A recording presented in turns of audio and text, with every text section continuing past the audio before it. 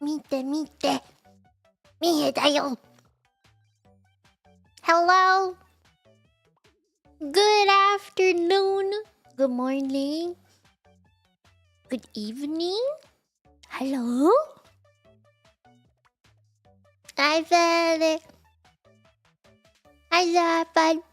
Hello. Hi, man. Man, you've been like at every single stream that I've done so far. Are you sure you're good on time? I don't want to distract you too much if I am. I would feel bad. Good morning, Lord. Hi, Steve. Good afternoon. Hi, Annabelle. Mite Mite. Mite Mite. Miye. Good luck at the eye doctor. I hope you ate your carrots because they're supposed to help with your eyes.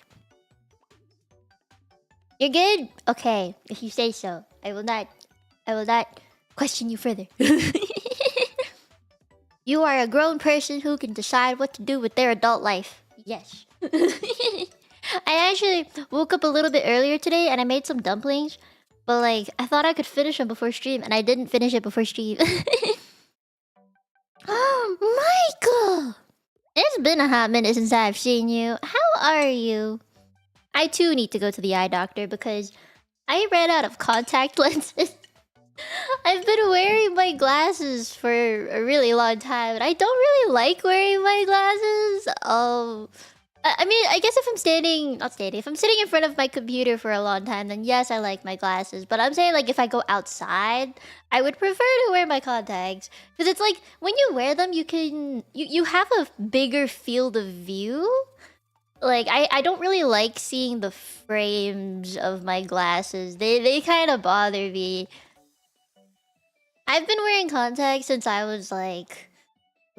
Did I start when I was 15 or 16? I don't really remember the exact age I started, but in my teenage years I started wearing them, so it's been a while.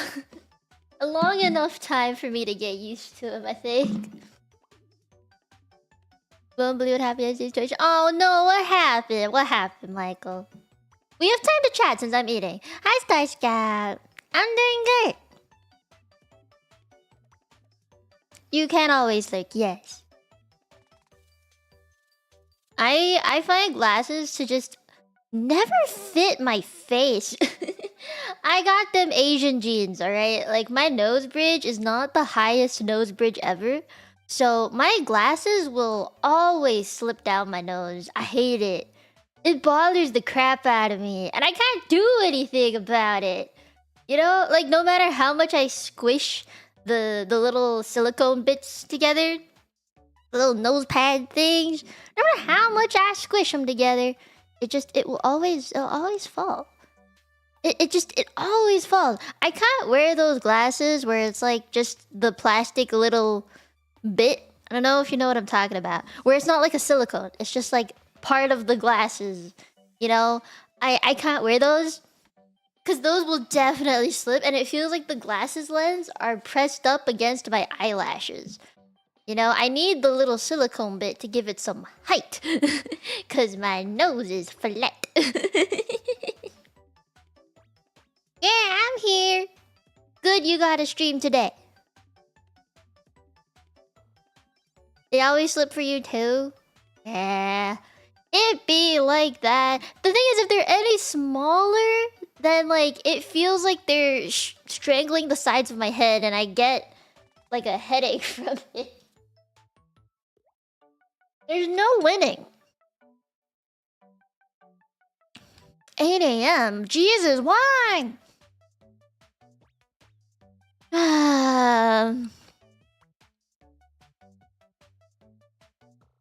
You know, Michael, some people wake up at 6 a.m. I remember when I was still in school and I was having to sign up for classes and stuff. Like, I had to pick my electives and all of that shit. I would wake up at 5:57 a.m. because the selection time opened at 6 a.m. And everyone would just start using, trying to sign up for the stuff that they want before the spots filled up, right? And I would always plan ahead to have like a backup for my backup in case a class I signed up for didn't really go the way I wanted it to. And then I like would use my phone's data on my laptop. Like I would hotspot myself because that was somehow faster than actual internet connection. Don't really know why it was like that, but yeah. Also, the site would crash if I used Wi-Fi for some reason, so I started using my data instead. It actually worked though, like it worked, so I'm not upset.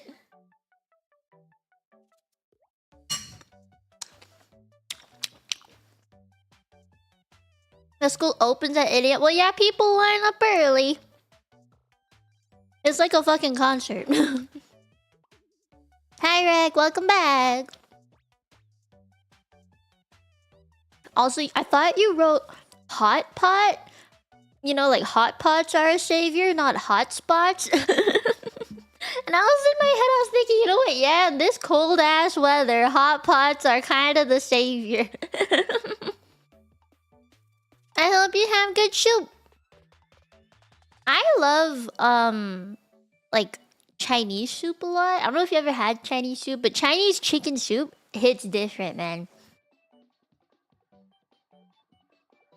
Oh no, Michael, that's just bad. The concert queuing. Have you ever queued up for a concert before? I've only ever been to one concert in my life. Like one official concert, I guess. Yo, I don't get it either. I don't really know how concert lining up works, but like, don't you just have an assigned seat? And once you get to that seat, it's your seat? Is that not just how it is?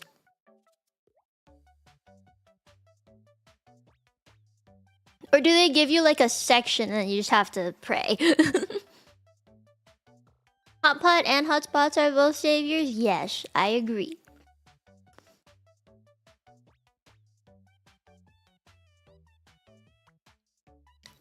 I'm glad you got it done, you know? I paid for my tuition online. I don't really know why you'd have to go in person. That's crazy. Oh. Hi, Adrian!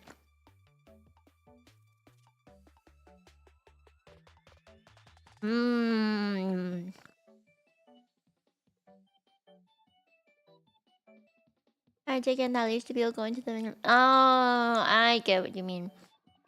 I think it depends on the kind of concert. I feel like the bigger, you know, the bigger the person and the bigger the concert, then you would have like assigned seating that you can pay for. It would, yeah. Yo, you ever see like raves? Not raves exactly. Maybe like, oh, actually no, raves do count, but that or like those underground concert venues where it's really small and everyone has to stand. Back in the day, when I was like, man, I can't even say back in the day, just a few years ago, I actually thought it was like a cool, fun thing to do. You know, like you get hype with everybody and there's like good songs playing and I thought it'd be fun. But then, I became a VTuber. And then after becoming a VTuber, I was like, man, I love this peace and quiet. I like being home alone. I like being by myself. I like people not shoving up against me when I'm trying to vibe. You know, I can just vibe by myself. And I was actually very, very happy about that. So the thought of ever being in that situation, like for real being in that situation, I think I would be pretty uncomfortable. It's just loud and, you know, you can't control everything that's happening around you.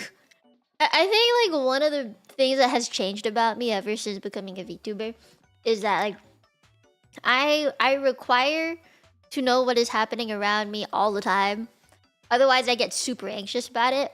So like, I mean, not out in public, just going out in public is fine. It's more like at parties or at clubs, I need to be like aware of what is happening. You know, like, did I take this drink from the bar or did someone hand it to me? That kind of deal. Or like, if the music is super loud, I have to be able to like leave it and under like not overstimulate myself, undo the overstimulation that is happening, you know? Like I need to be able to do that, otherwise I will cry.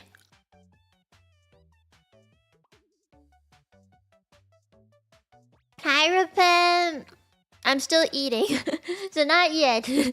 Back in the day, yeah, back in the day. It was far back enough for me to call it back in the day. You never go to a rave? Same, I don't think I'd go to a rave. Plus, I feel like raves are kind of different now.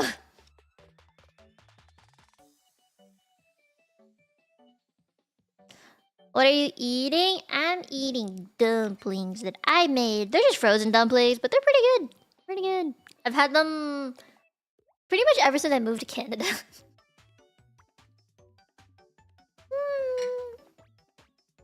Hmm. Hi, Joe. Oh, hi, Uchi. Yeah, but they're so fucking loud. I think like guys, okay, so if I do end up going to Offkai, oh, I should probably put the bubble teas here too. I forgot.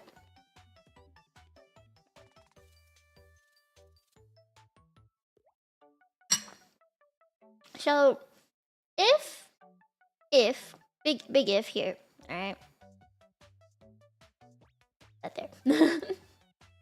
if I ever end up going to Offkai, I feel like there's always gonna be a party that's super loud, and there's going to be places that are super loud. I'm going to have to buy some sort of earplugs for this.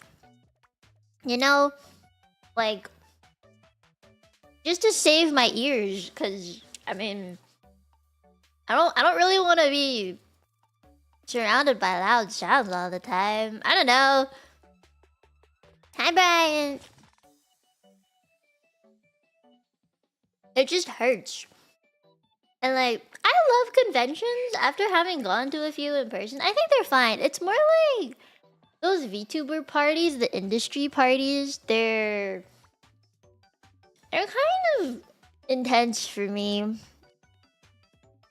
Ah! Thank you for the 13 months, Oji. Copio for 13 months. Wow. And now my second for poly. Oh, nice!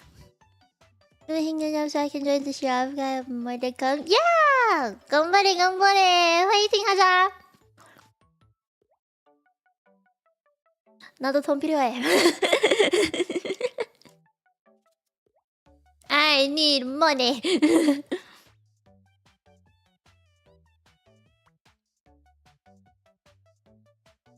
Even though I know them. You know, I actually knew that. I learned that from a show. I forgot what show it was called though. Ear protection is very important. You only have one pair of ears and one set of eyes, right? Yeah, I like... Okay, you know, like, even with the whole drinking culture stuff, I used to be super into, like, drinking with friends at K-barbecues and stuff. But then, like, over time, I guess it's just, like, as I've gotten older. Maybe it's just that... I've decided that I've just enjoyed getting... Like, solo drinking at home. I like drinking at home. You know, or like in a safer space with friends and people that I like to be with. I also just, you know, when I was in school, I knew a lot of people who got into unfortunate accidents because they were drinking, and I would prefer to avoid that situation. So I think, yeah, if I'm gonna drink at all, I would only interact with the people that I am comfortable with. So like at Offkai, I only really talked to a few people, or like approached a few people. I didn't let myself like wander far. It's just a safety thing, you know? And I'm also small. Being small and Asian is like a target on my back. Morning, Pakpak! I hope we all get richer. I need to start investing more. I just have nothing to invest. Alcohol is such an unfortunate drug. Yeah.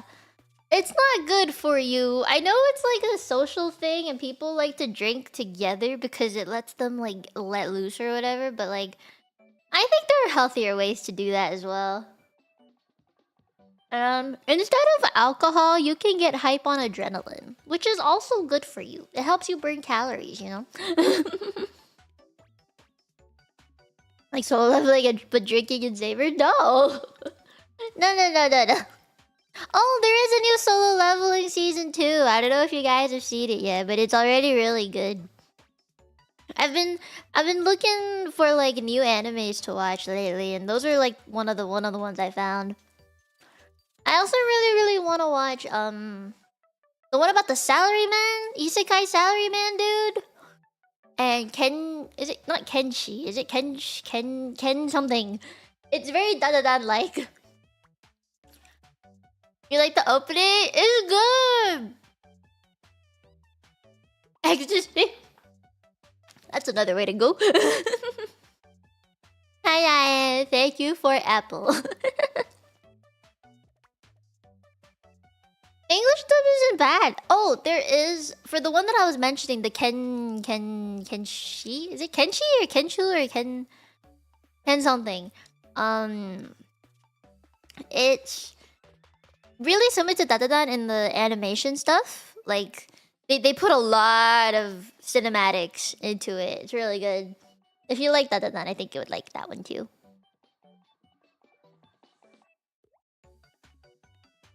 I mean, if you like the dub, then you like the dub. It's not a bad thing. I personally don't really watch dubs just because I grew up watching subs. And I mean, I think my Japanese is fluent enough to watch an anime without subtitles.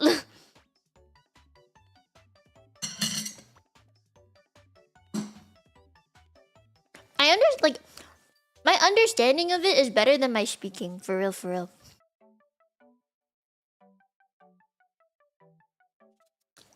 How many eye drops per day when you have sore eyes? You have to read the directions of the label. It usually tells you the limit.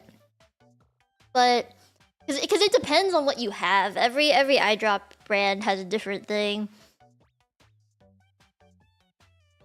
Do I have to be more specific? I literally said it was a new anime about a salaryman that got isekai'd.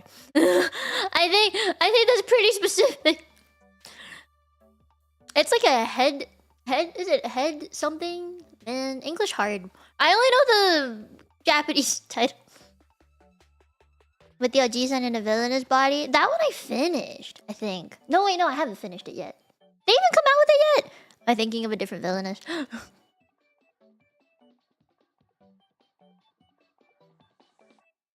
Yes, that would repent. Thank you. And after watching Fairy Tail on sub, I haven't switched back to dub. Fairy Tail on sub was so good. They have like the best voice actors in Fairy Tail. It's how I learned of some voice actors. It's because of Fairy Tail.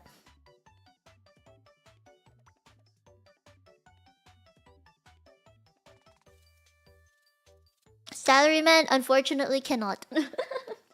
But I think you should watch the first episode. It made me laugh. For real.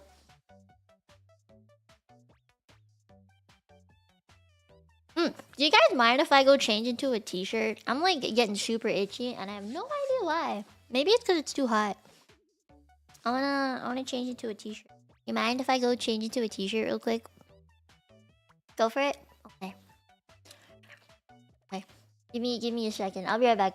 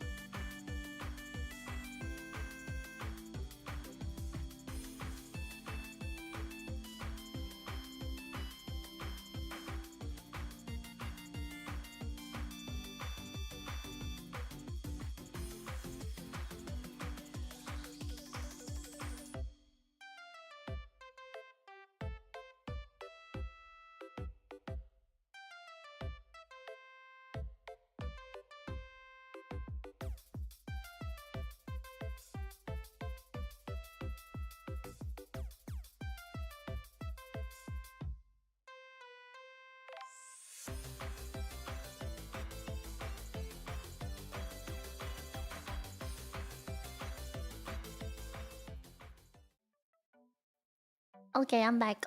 I feel better. I think the hoodie I was wearing was just too thick for the current temperature in the house. It's like negative 10 degrees outside, though.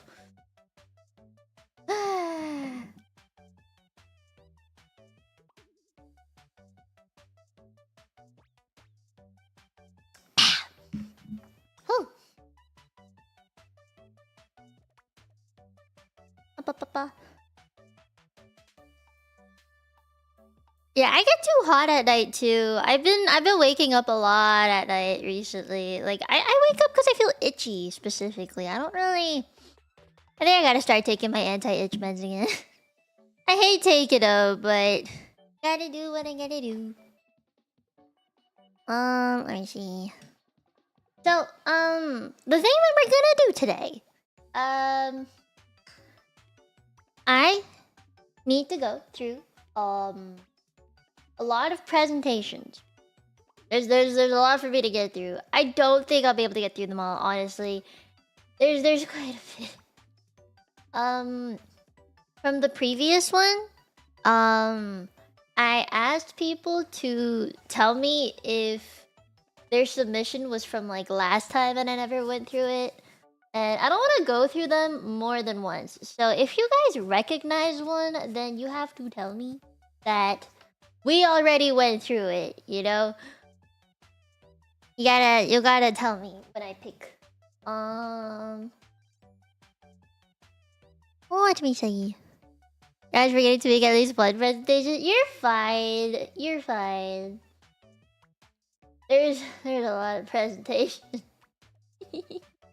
There's so many. I know Egg also had like a couple. I might change the guidelines in the future so that you guys can only submit 2 instead of 3. Because, like, I see the ones posted by the same people, and I'm just like, wait, have I read this one yet, or have I not? And it's like, I don't know anymore. I don't know anymore. But I know there's a backlog, so I want to get through it. We did 86. I think we did the first there. And then... we did eggs one. And then... I don't know.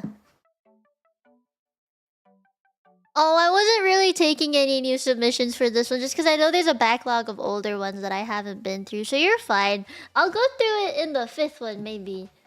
Because I think going forward, I'd like for there to be, what's it called? Like, more themes to it. That way it's not just teach me Tenchi number 1, 2, 3, 4, 5, you know? I'd like there to be like a theme to it. You know, like anime edition. Stuff like that. That's what I want for our future. Does that make sense? I hope that makes sense. You're still cooking? Okay, give yourself some time to cook. Yeah, this one is taking pictures. That's one that we already did. This one is about Grand Order. I don't think we ever did one on Grand Order, did we? This one is one that I've never done. Decoratively good. I like decorations to them. We can make a gacha themed one. I would like for there to be a gacha themed one. Okay, I'll open this one. I just want to open all the ones that like we haven't gone through. See. Nor's Gunpla one we did.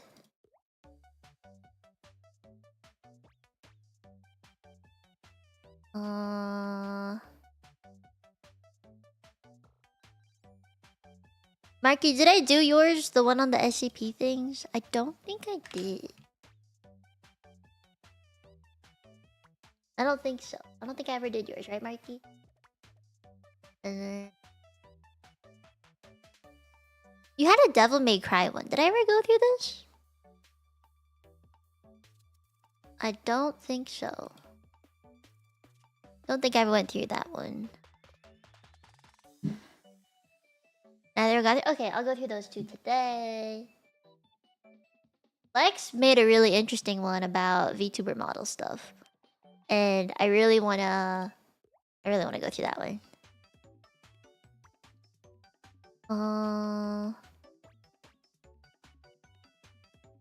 Wait a second, Lex. Okay, I'm sorry. We have to go through Lex's first. Wait, this is important. I need to go through this first. I need to go through this first. This is super important. I'm gonna hold up. This is important. Oh shit. This was here this entire time and I didn't know! Oh my god. How could he have done this? He just slid it in there, was like, boop, here you go. Oh my god. Ain't no fucking way. Alright, we have to go through Lexus first. I'm sorry. This is so important. Rather, I don't know if you can ever get in contact with Lex, but if you can get him in here, I don't know if you can, but it'd be nice if you could. My god, how did I help? I made this in a day. Okay. 1 second, let me reorganize my screens and stuff. Right over. Yeah. Yeah, do that.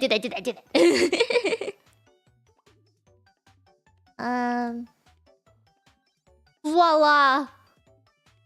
How did I not see this? There's a cute ass model on the screen. I wonder who that could be.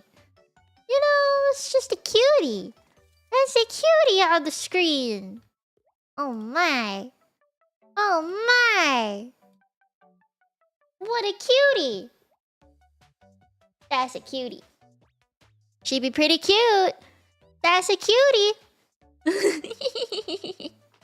That's a pretty cute cutie, if I do say so myself. I wonder who that is. We look like twins.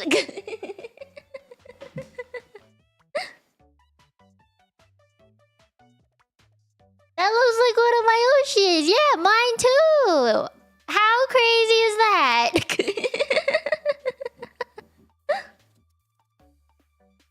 What do you mean with the capital T? No, not trouble. She a cutie. Look at the smug smile. Look how smug that is. Anyone who has a smug smile is an A in my books.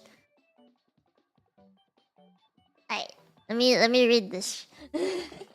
Let's go through this. Although I do want to try something. Hold up.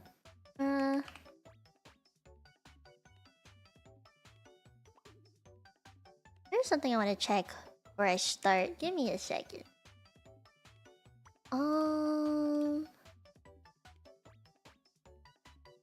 House.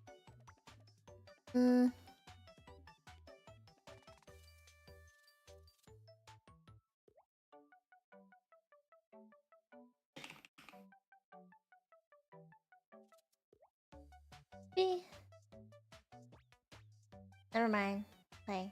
Can't find it. Let me drink a little bit more. We'll start. Oh, hi, Kyle. VTuber. She's pretty cute.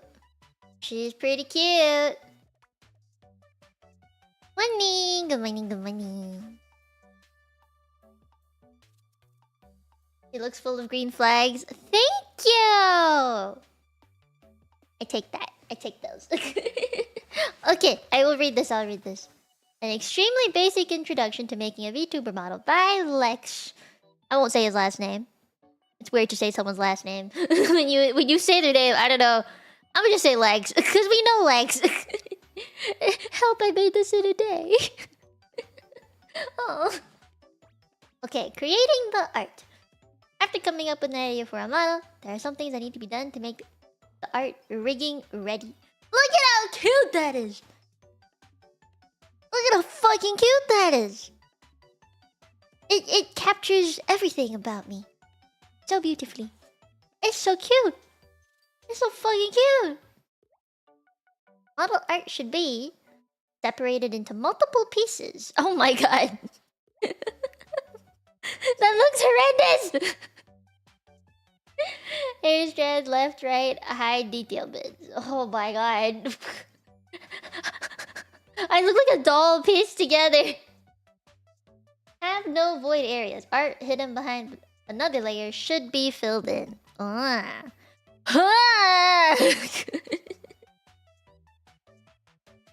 Oh no! Named properly. Naming layers to something you understand will help lots. Oh my god.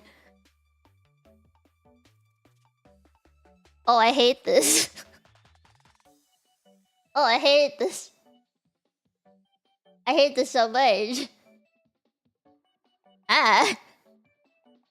The basics of rigging. Rigging in Live 2D consists of 3 basic aspects. Art meshes, the bones of your model. Each dot will move the surrounding art according to its position. Deformers. Directly rigging on your art mesh is limiting. Deformers act as a way to edit your mesh without messing it. Oh, wait. I've seen Cozy do this. I've seen Cozy do this before.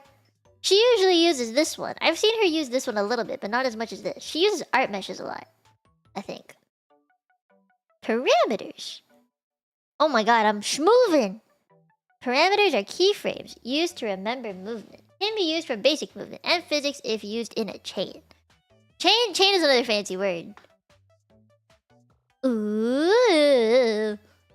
Yo, he added like GIFs and shit to this. That's crazy. And he added like subtitles to all the pictures. That's crazy. I've always wanted to know about how rigging worked. Like, I remember when I saw Cozy rig my model, because I let her stream this for members, like stream my model for members.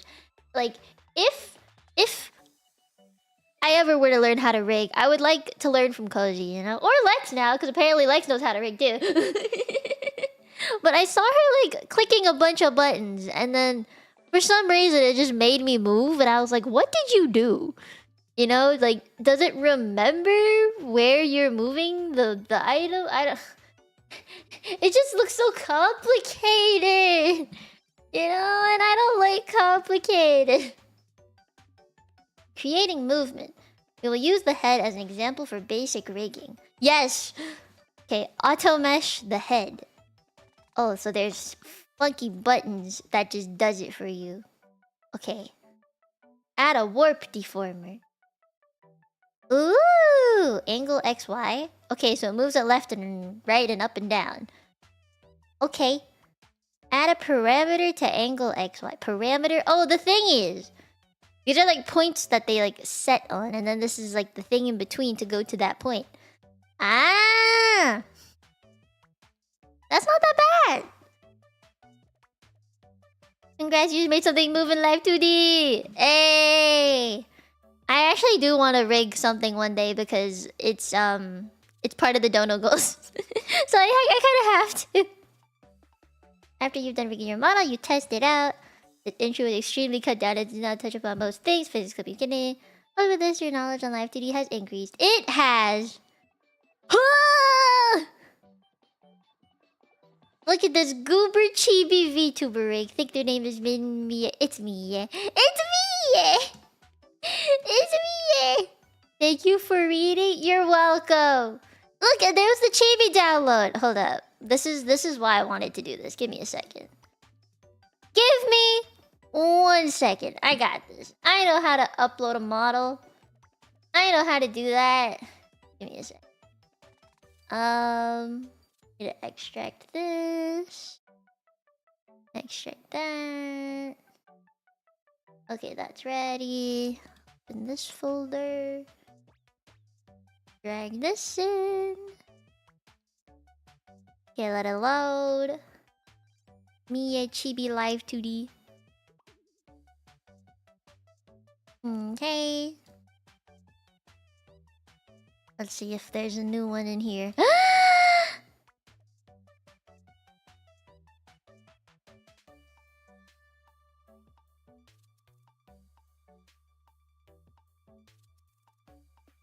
Oh, yes.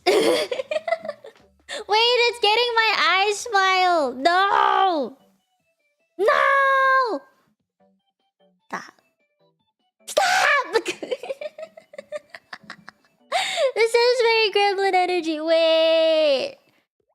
No, it looks like I'm smugging all the time. No!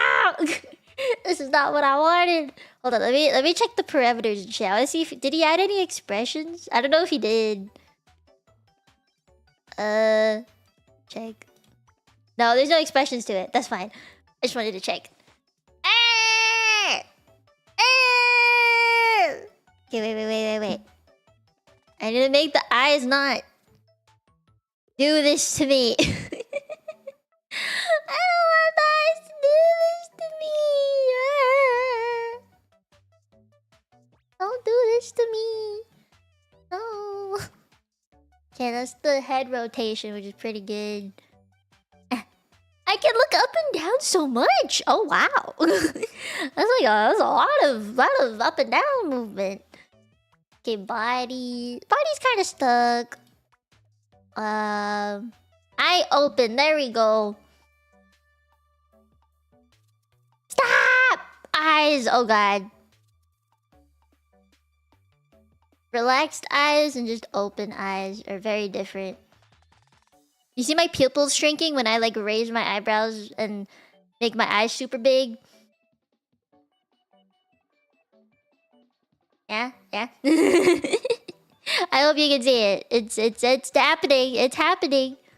Yo, and my mouth flaps are they're flapping. They're flapping at the right time too, which is kind of crazy. Yeah, they be flapping. Yeah, he puts them like one in front, one behind. Hey. Yeah. Look at my arms. They're like I'm so cute. I'm so fucking cute. Okay, let me let it not me eye smile me so bad. Hold up. I forgot how to change this.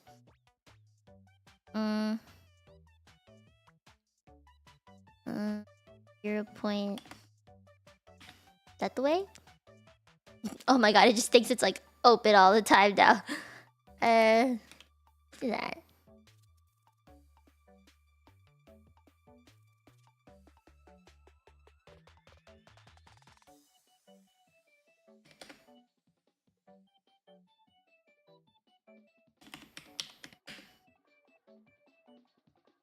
Okay, I think that's better. I think that's better. I'm not squinting all the time.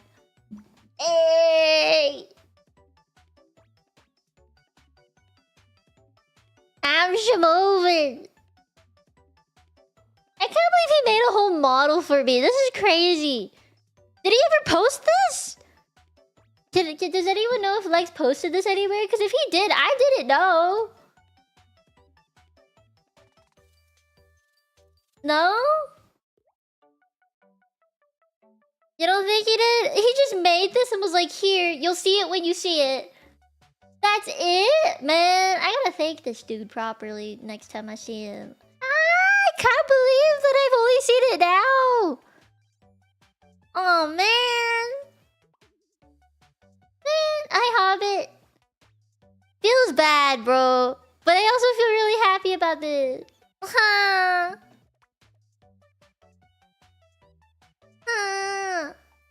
What do you mean mentally damaged? Affectionate, impressed.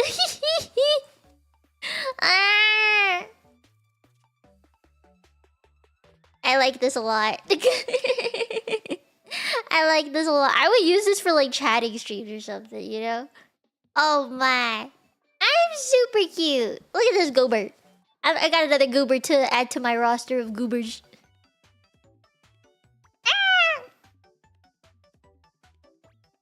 Yeah, he dropped it, never said a thing.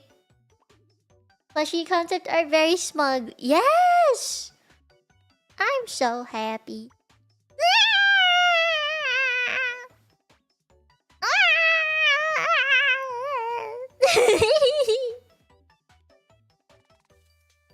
happy. Just know that I'm happy.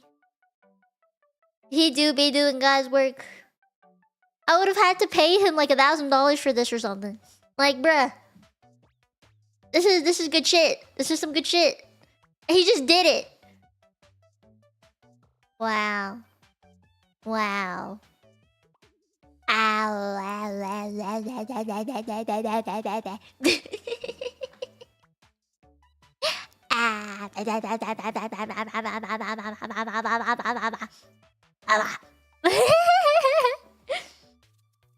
My mouth opens in like the perfect way too. Where have you seen such a model before? I wonder where.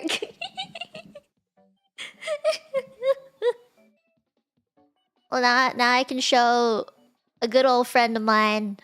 I too have a goober. Wait, should I just screenshot this right now? I'm gonna screenshot this right now.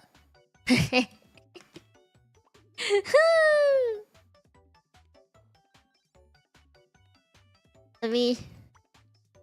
I'll take a better screenshot. Okay, let me find my DMs. 1 second, 1 second. 1 second.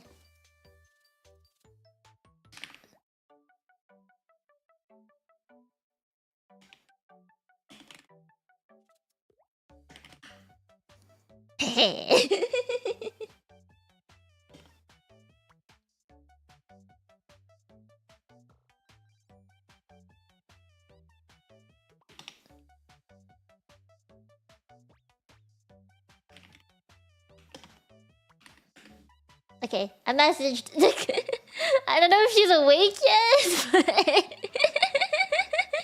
I messaged. Will I use this model for the rest of the stream? I don't know. I kind of want to, but like, I was supposed to wear glasses, and I don't have a glasses asset on this one. Oh my god, it's so nice though. Fuck. I don't know what to do. You guys pick. Should I use this for the rest of the stream, or should I go back? It's up to you. It's up to you. I don't want to pick. I want to pick. I hate picking. I do like heh. Did you clip? I hope you clip. I should use it. Use it. Okay, I'm gonna use it. Well, that was Lex's entire thingy. That was his entire thingy. And I think that was a great one to start with. I picked the good one. I picked the good one to start with. Yeah, I want to use it for a while. I love this so much. I can actually full body. With my other model, I can't be a full body VTuber. Sag. What is the design for if not for full body? Lex did good today. Lex did God's work today. Okay, I will switch this out for a different presentation. Let's see. Marky did... Oh my god, this is such a different presentation. This is such a different presentation. Hey, so much on VTuber, I only get to use half body for both streams. Yeah! Yeah! I've been trying my best to think of ways to like do a full body thing. I just can't. I can't find one. And do you guys want to hear like I'ma drop some news? I'ma drop some news. Are you guys ready to hear some news? It's good news. It's good news. It's good news. It's good news. I swear. I promise. So, a while ago, just a while ago, for no apparent reason, I may or may not have been gifted a leap motion. You guys know what that is? A leap motion? You know what a leap motion is? That's super cool. Yeah! So, since I do have a 3D model, I could do some 3D hand moving streams, you know? Hands real! For real. Yeah. So I got a leap motion. And I have no idea how the fuck to use it. I have one. The point is, I have one. Yep, that's all I wanted to say. I have a leap motion. Working hands! Yes. So even if you can't see my feet, at the very least you can see my hands moving. I also talk with my hands a bunch. So it would help a lot with explaining things. And your favorite VTuber accessory? I actually I've seen some people try and do the thing with Live 2D, like hand tracking in Live 2D, but it's just not easy. It's not the same, you know? Yes, I do have a leap motion. It is sitting on top of my printer, very far away. Yeah, I see it. I see it. But I don't know how to use it. I also was told, like, you need to have this thing that wraps around your neck for it to stay, and then it looks at your hands. Yeah, I don't know. I gotta figure it out. I'll ask a friend. The one who gifted to me does not know how to use it. They just knew that it was for VTubers to do hand things. So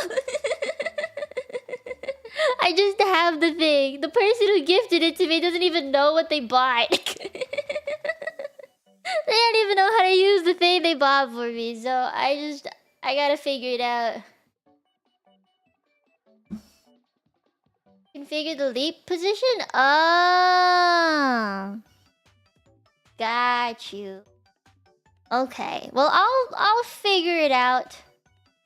I'll figure it out. Hopefully. I don't know.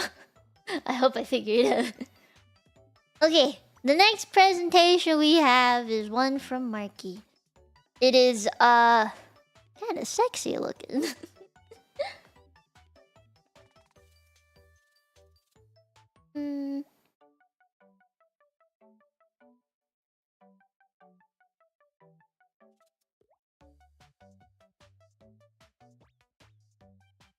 Why is he looking at me like that? Why is he looking at me like that? Yeah. Oh, Issa replied.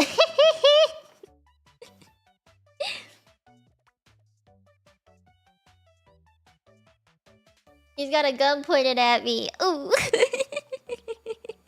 He's got smug aura too, plus 1,000 points.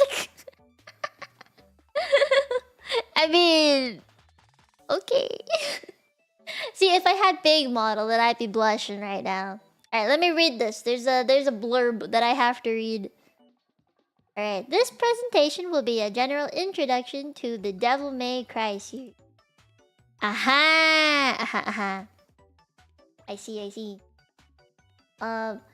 We won't talk about DMC, Devil May Cry. Wait, what?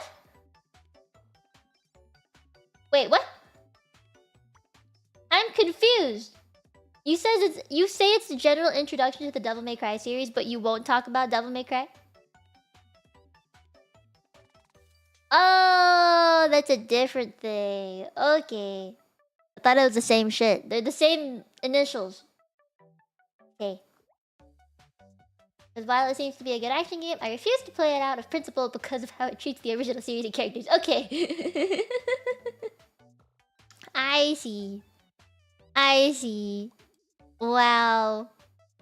Look at you with all the animations. It's confusing, don't worry about it. Okay, I won't. Oh, sheesh! Wait! I thought Devil May Cry was a 3D game. Why are they anime Ikemen? This is interesting. I didn't know there was anime Ikemen in Devil May Cry. Okay, well, Interesting. Devil May Cry first started as a PS1 game that was originally developed as Resident Evil 4, but was deemed too action-heavy and was changed into Devil May Cry. Wait, what? No. Wait. Isn't Resident Evil a completely different thing from Devil May Cry? Why are they mentioned in the same sentence? This shouldn't happen. Now I'm gonna get more confused. Click. Oh, okay. Oh, you like animated everything. Oh wow. Okay, okay. It begins with Dante. Is that how you say his name? In his office, as a strange woman crashes in with her motorcycle and unloads her twin pistols into Dante. What? So this woman just pew pews and he dies? Having demon blood in him, Dante regenerates and takes on this woman's request to go to an island and deal with the demons there. Wait, what? Why would he do that? Why would he do that? Very bare bones for a story. Okay.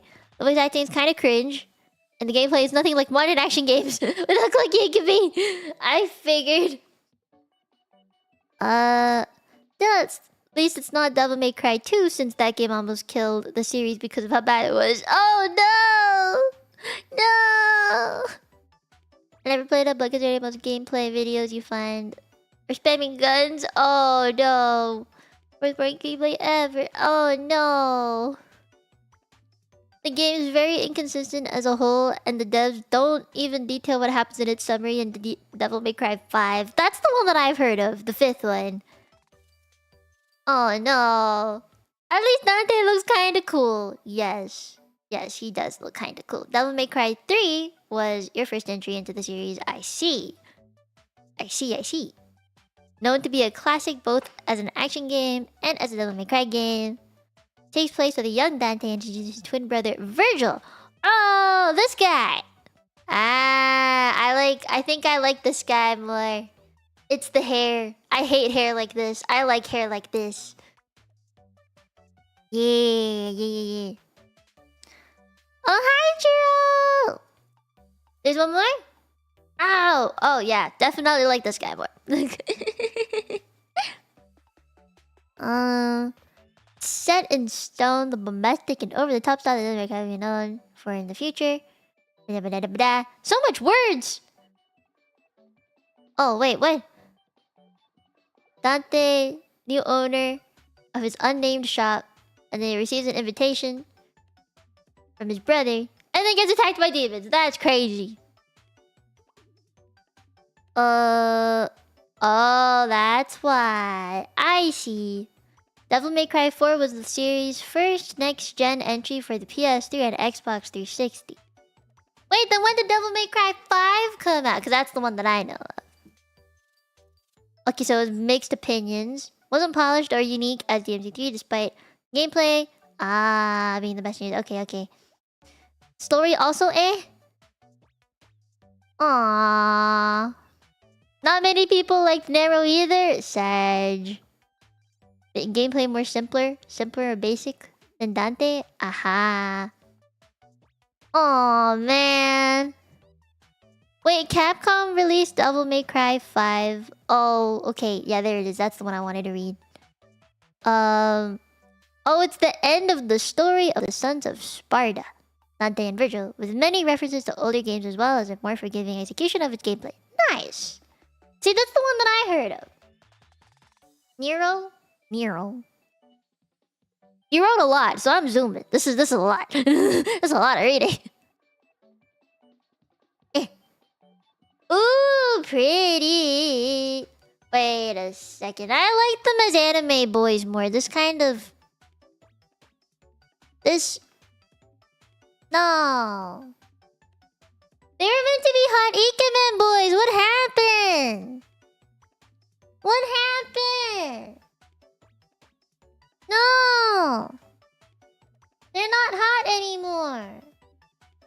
Why do they all just look like old men? They're literally graying.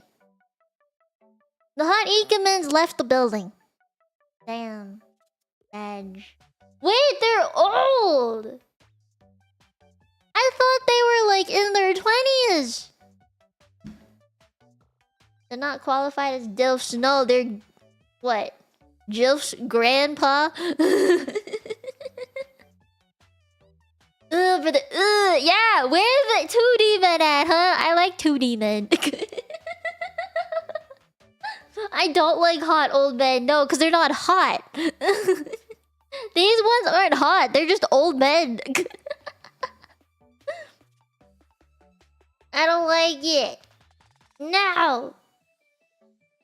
No. Dante in DMC3 was 19 or early 20s. So they put him in real time to age him, is what you're telling me. Why? No. I don't want them to do that. I liked them when they were hot in 2D. Sag.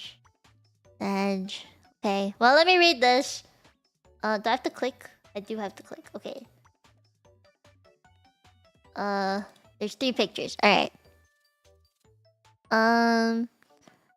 Not many characters in Devil May Cry, and honestly, they're not that complex. Okay.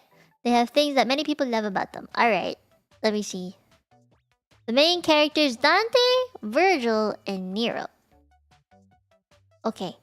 Dante, pictured in the background on the right, is the younger twin brother of Virgil and the more bombastic of the two. Dante was entrusted the sword Rebellion by his father, which he uses to cut down his foes with ease.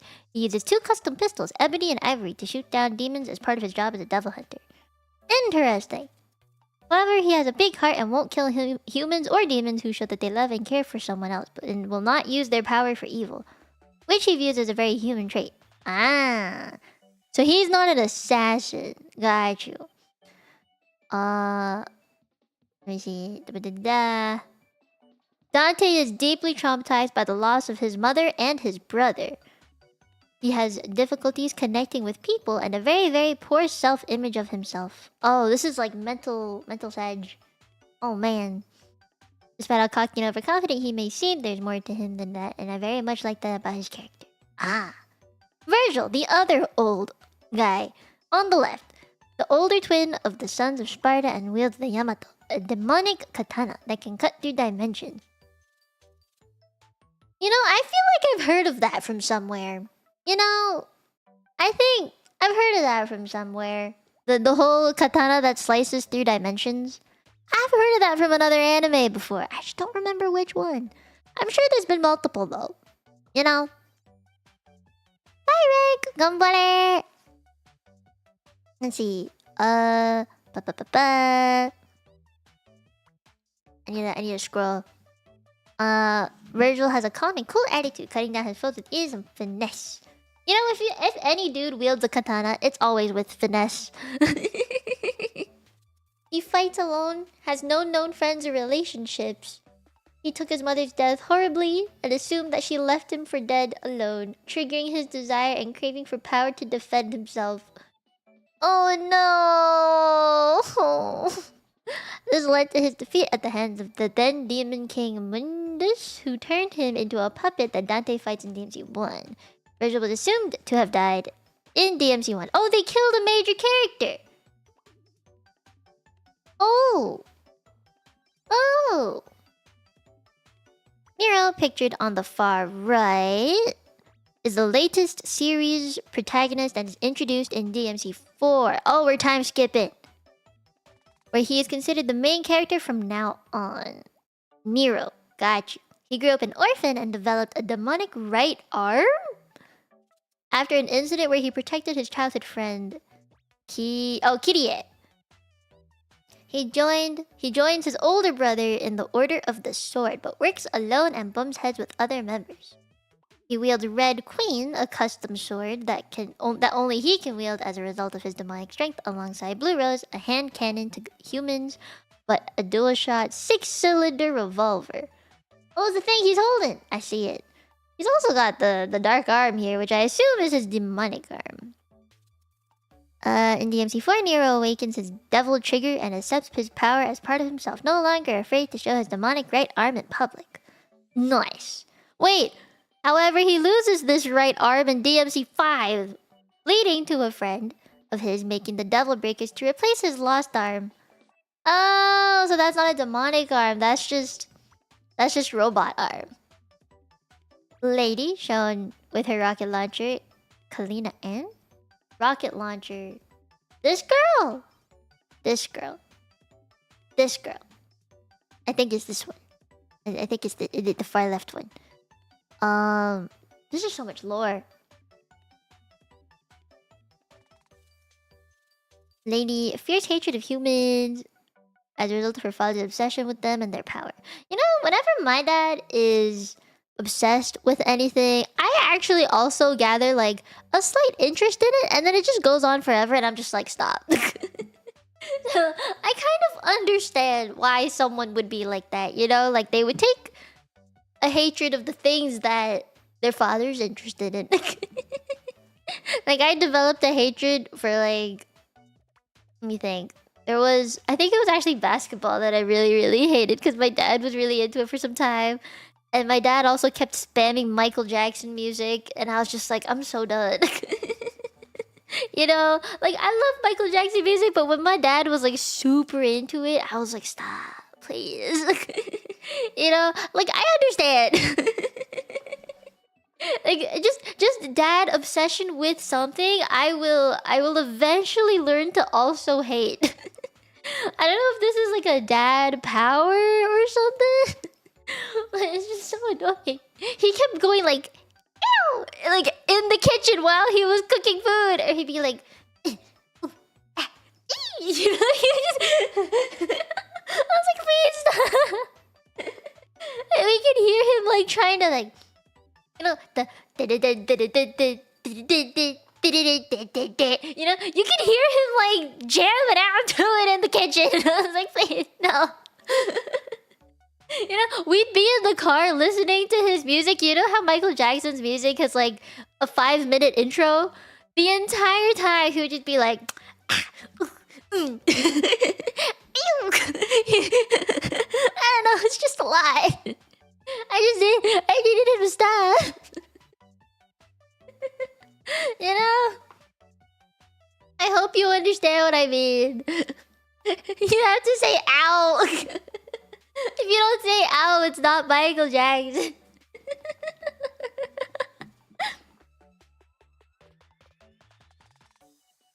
I feel okay with all those MJ grunts. Oh my god, I don't think he was. He just kept doing it. And he would also come up to me like, if I ever went downstairs and I saw him in the kitchen doing something, and he was listening to Michael Jackson stuff, or even if it was just quiet, you know, it was just quiet, I would go downstairs and he'd be like, Mie, Mie. And then he would give me like a Michael Jackson lesson.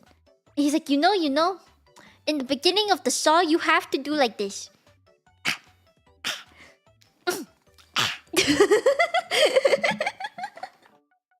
I was like, okay. Okay, Dad.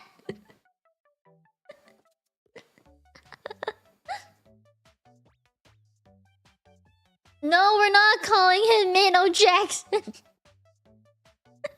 I feel like that would be insulting Michael Jackson. It blends perfectly well when you're eating hot noodles, it does. Because that's all you do, you just go like... Annie, are you okay? Are you okay? Daddy? Oh, hi, Kitty! Yes, this was a gifted model! It's so cute, isn't it?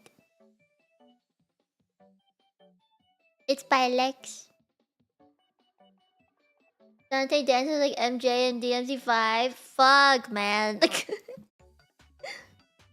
No. No, Otto, no! Come on, God. Okay, wait, let me keep reading. You wrote a lot, Marky. This is like the full plot or some shit. I don't know if I can read all of it, to be honest. This is a lot of words, and words make me sleepy. Words make me sleepy. That's like how numbers make me sleepy. Yeah, let me see. So she can potentially... Wait, they're potential lover for Dante. Okay. Scroll, scroll, scroll. Eva? Oh, Trish. I missed a name. Trish is a demon Dante saved in DMC1. Is that the one in the middle? I think it's the one in the middle. Though she was the one that shot him in the intro. Oh, it's this girl. Got you. Got you. And the average mother. Da, da, da, da. No relation to her. Shares only her appearance. Okay. Becomes a devil hunter. Okay, okay. And partners with Dante. Alright. Next.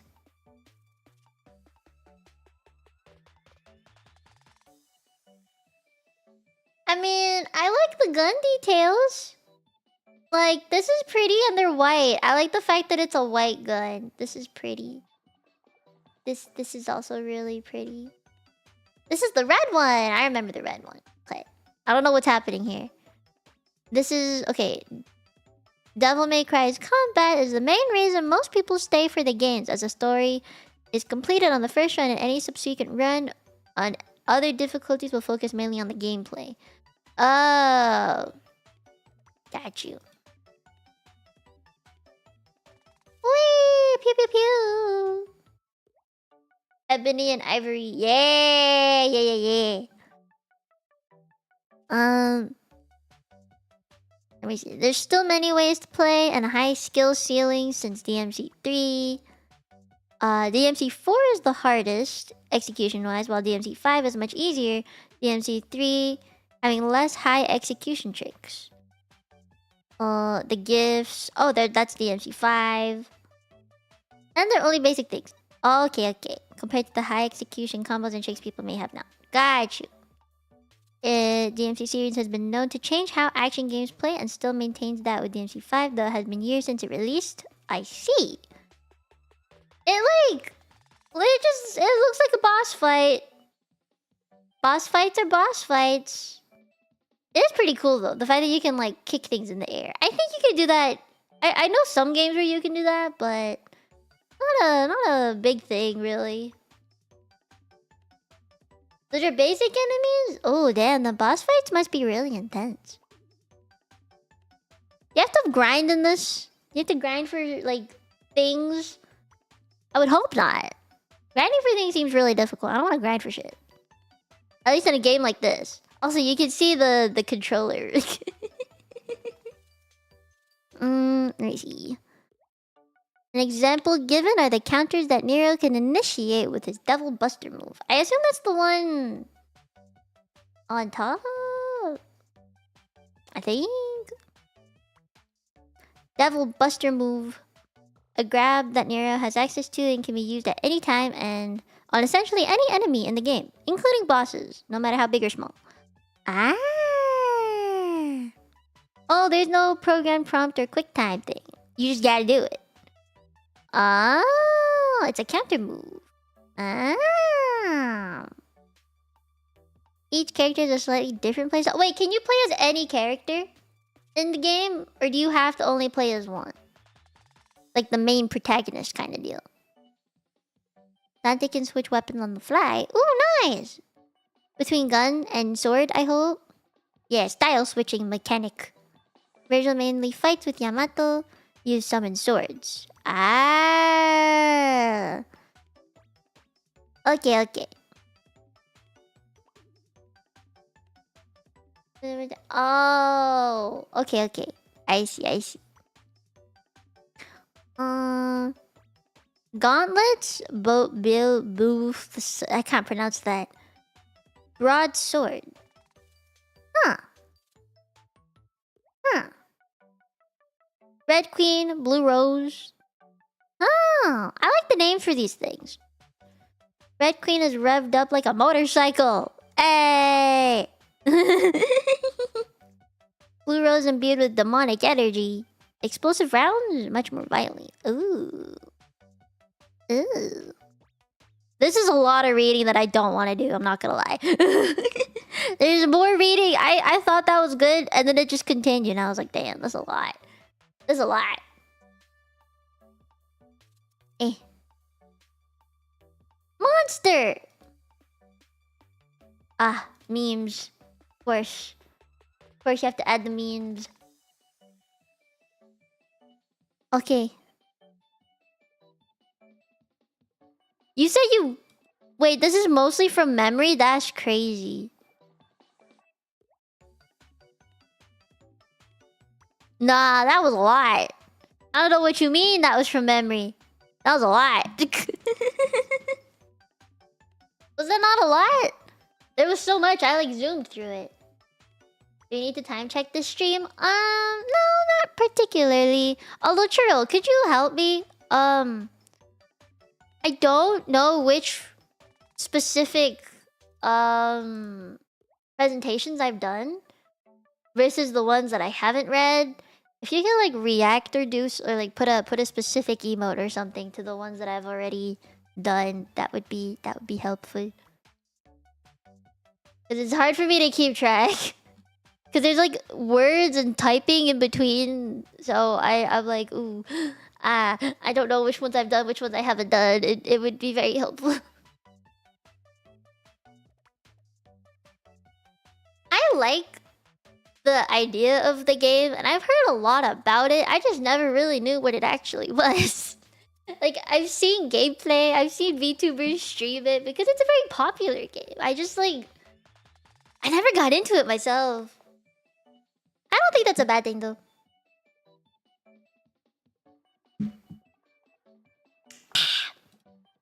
Okay. The next one I have is... It's an egg presentation! Ta-jang! I'm so glad I kept this screen. This scene. Because then it's like cropped exactly the way I wanted it to be. Okay. This time it's on Grand Order. Are you guys like... Okay, my knowledge of Grand Order is like... Not what I think it is. I've only read about it a little bit from friends. Heard about it when I was like in high school, but not really much after that. Are any of you guys into? I'm more of a Fate. If there's like a Fate Stay Night kind of girl. Like if there's anything that has a slash, it would be the Fate Stay thing, not the Grand Order for me. I don't really know much about it. You only know the memes and art? No! I actually watched it. Or at least some of it. I haven't seen all of it. I don't know the order. I just watched the one that came out in 2014 or 15, and then I just didn't continue from there.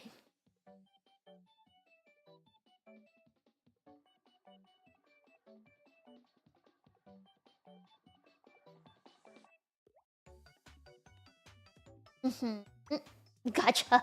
Of course it's the gotcha. Recovery? You say recovering? Did you actually recover? Yes, it is that one. Yes, it is. That you're right.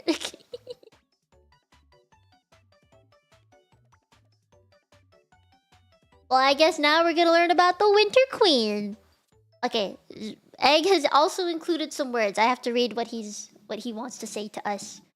Welcome next to the Grand Order Great Winter Queen Edition slideshow, also presented by Egg. Please look forward to a legend explained with a slight dash of character shelling. Okay. Whoa. That's a pretty slide. Who do we refer to when we mention the title of Winter Queen? Morgan Le Fay. That's who. For those hearing her name for the first time, Morgan was a central character in the Matter of Britain, aka the foundational legends of the British Isles, which include the legends of King Arthur and the Knights of the Round Table. Wait, these are really familiar things to me! I recognize these words!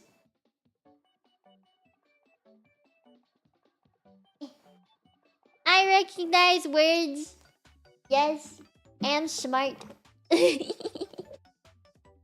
She was a powerful sorceress existing as a contemporary of Arthur's wizard advisor Merlin, being similarly capable of giving magic help to the king. This is often as she would plot against the beloved Camelot. Whoa! It is British law. From the medieval times. Should I... British accent type. As with many historical or mythical figures of before and after her time, Morgan's story and her character have been reimagined time and time again in lots of different works, appearing in familiar titles such as the Magic Treehouse books, TV series Merlin, the Fate series, specifically in the gacha game, Fate Grand Order, Yeah! You always imagine them with UK accents. It'd be really sad if they didn't have UK accents. You know? Be pretty sad. This is so pretty though. He even credited the art. Nice. Wow. Fate Grand Order.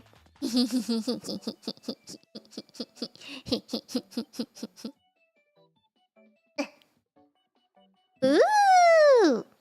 Okay, let me read this. Next up, we briefly go over some of the things Morgan was known for and what IRL takeaways can be made from analyzing her role in the matter of Britain. Britain! do you say Britain or Britain? Which one do you say? Oh wait, no. I gotta Americanize it. Britain. It becomes Britain. I can't Britain. You say it with a D. It becomes Britain. I say Britain. I guess I say Britain like the British. Oh no.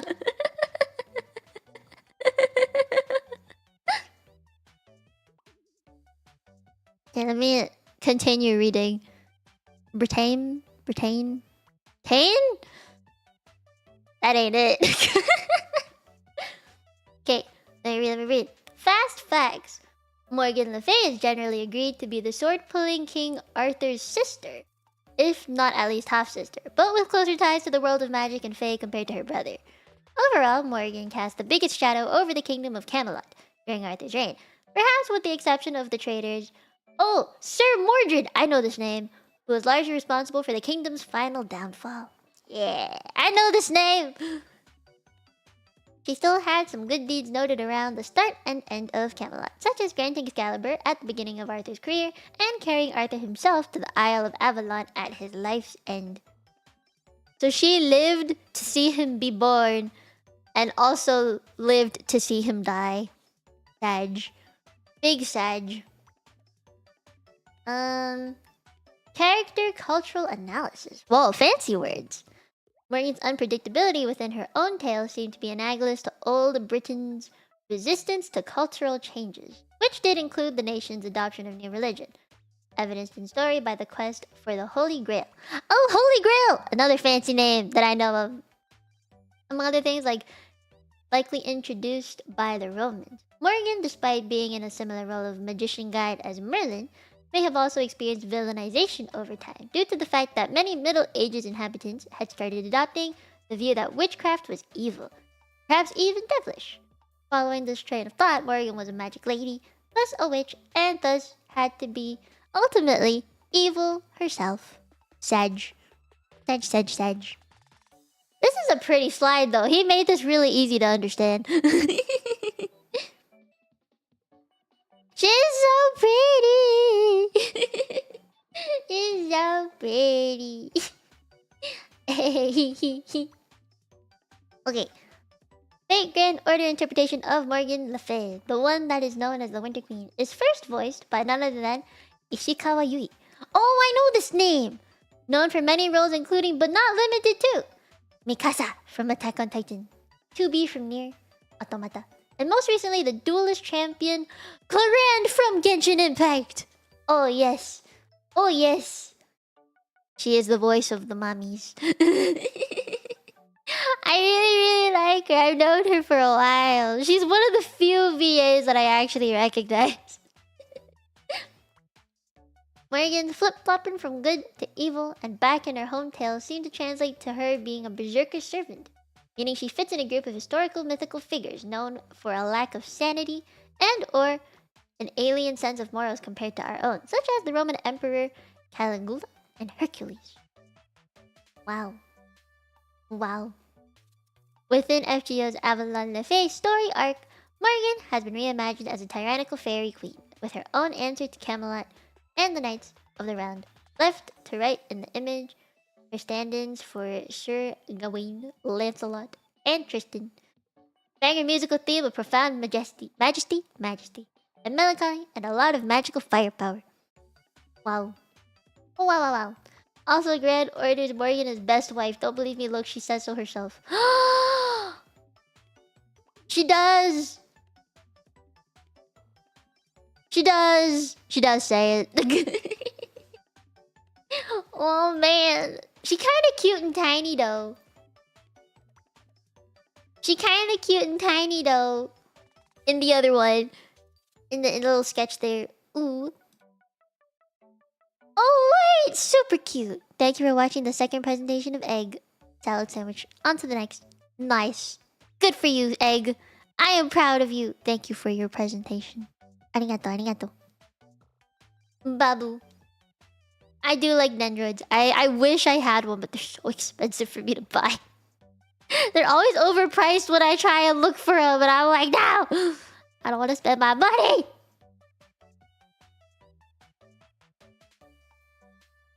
That was nice. I learned many. There's a lot of like, I recognize this, I recognize that, you know? So I'm like, oh, I kind of wanna go through more.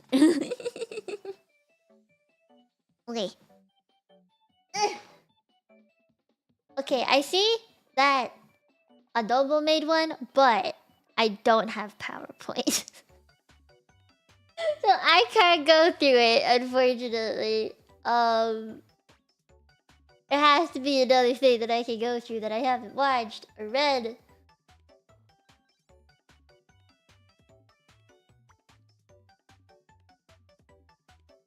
Okay. I read that one.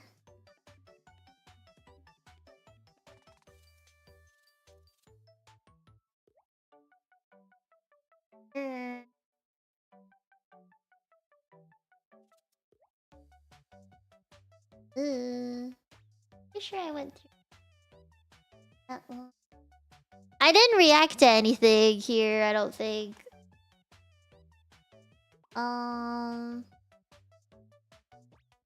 already went that one. That one.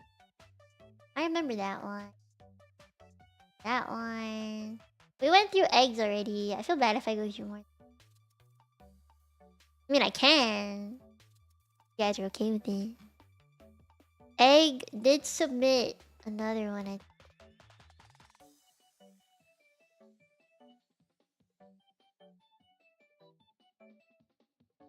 Ooh. Wait, I kind of like this idea. World building. Okay, can I have my own takes on world building because it's kind of important when it comes to VTubers and VTuber agencies too. It does matter, the whole world building stuff, because some agencies, they kind of have to create a world in which all of their talents can get along, you know? And so I think one of like a good example of world building for VTubers is like the Variance project. They have the most insane world building. they go like above and beyond for world building. Let me see if I can find it.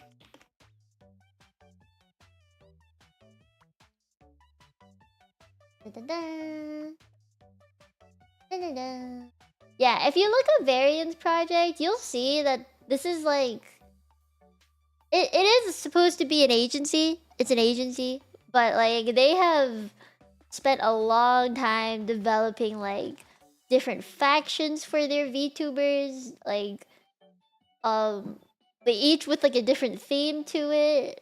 Some of them look like they're really futuristic. Some of them is like very fiery armor type people, like medieval ages.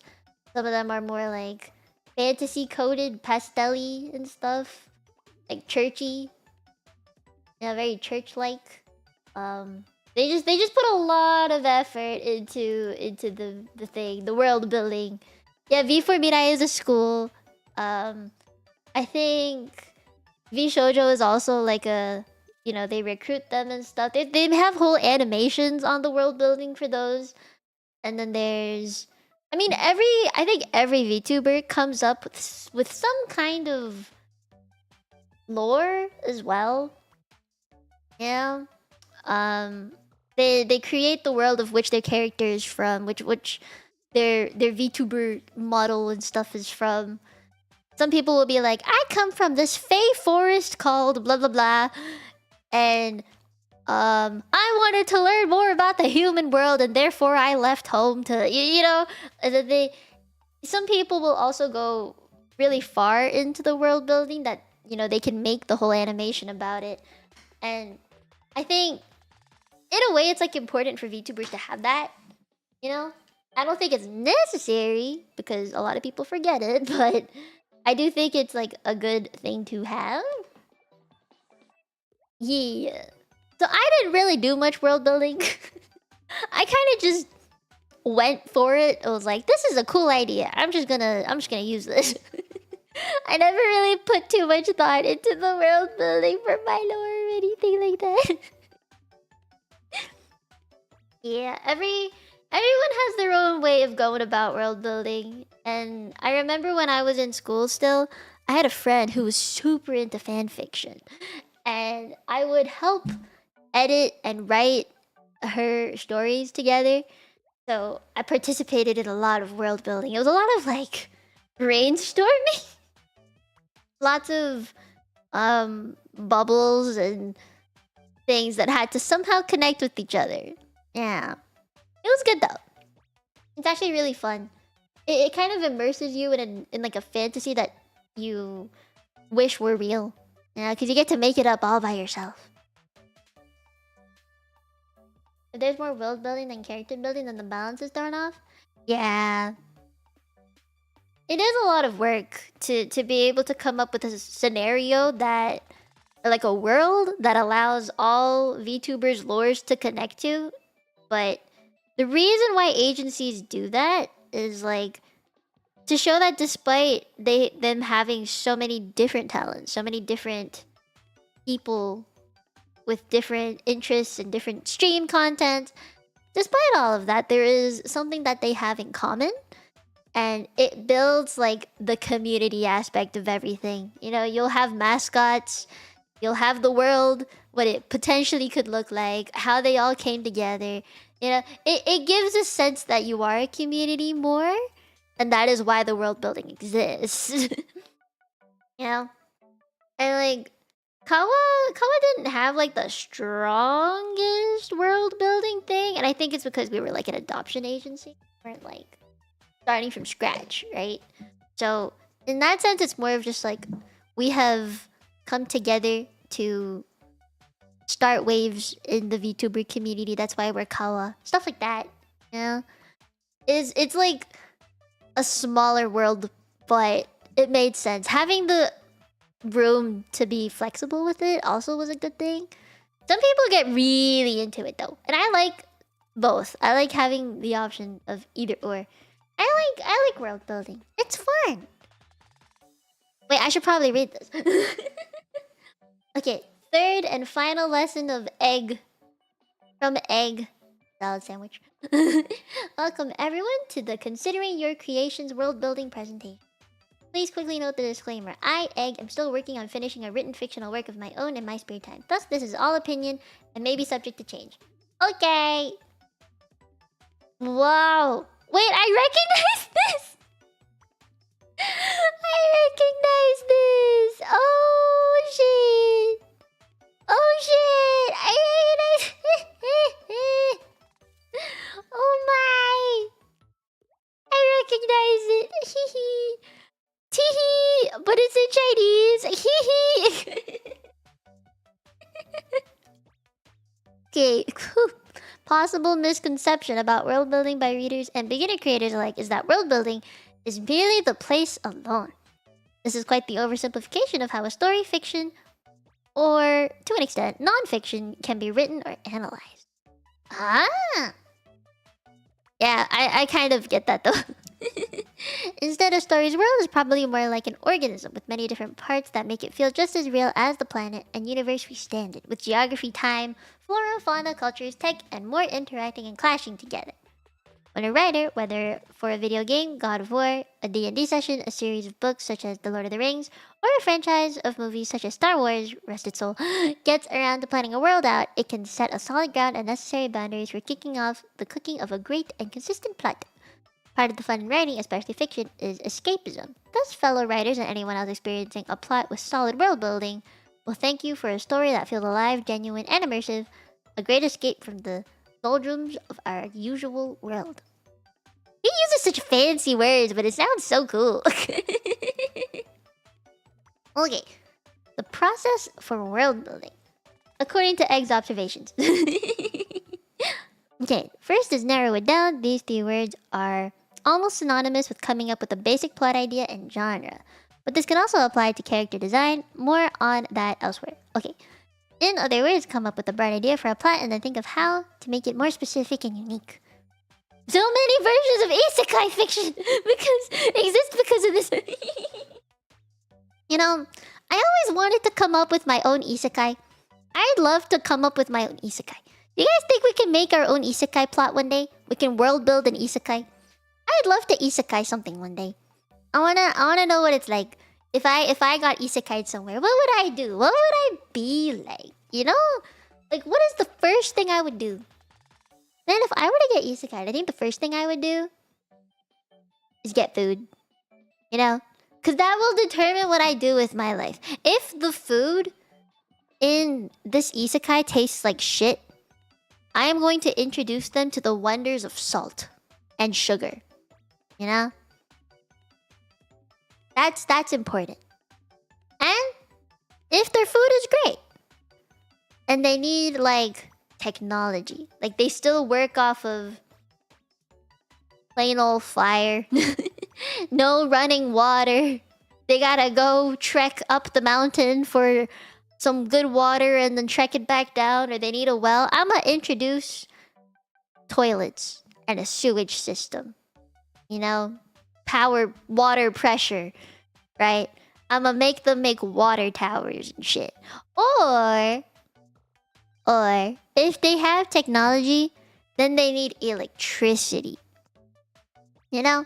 If they don't have electricity, like light bulbs, switches to turn on and off lights, you know, phones, PCs, man, I'm gonna develop that shit. But let's say they have that, but their buildings are all like huts, and they're not like buildings. You know, there's like straw huts and made out of mud or something. I'ma introduce to them the beauties of concrete. You know, I gotta teach them about architecture and physics. But let's say they have that too, but then they don't got medicine. They don't know how to treat their wounds and disinfect. I'ma teach them the beauty of alcohol, fermentation, how to make alcohol.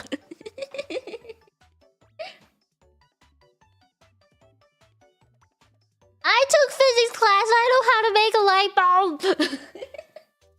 I know how. I swear. I can do it. It's just given the chance. I just need the wiring and the little electrode stuff and a battery. You know? I can do it. I don't like it, but I can do it. There's a difference between not knowing and not liking.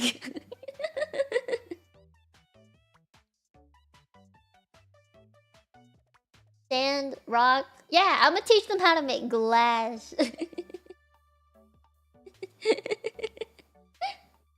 Where are you gonna get that stuff in the first place? My phone. Because I will never leave any place without my phone. Even at this very moment, my phone is in my pocket. There is no way I am being taken anywhere without my phone. Okay, this is like a habit of mine that I've developed fairly recently. More like within the past month. I've just lost my phone so much in the past. Like, just, where's my phone? Where's my phone? That I have decided this year, my phone is going to be fucking strapped to my thigh at every chance possible. Okay, I am not going anywhere without my phone.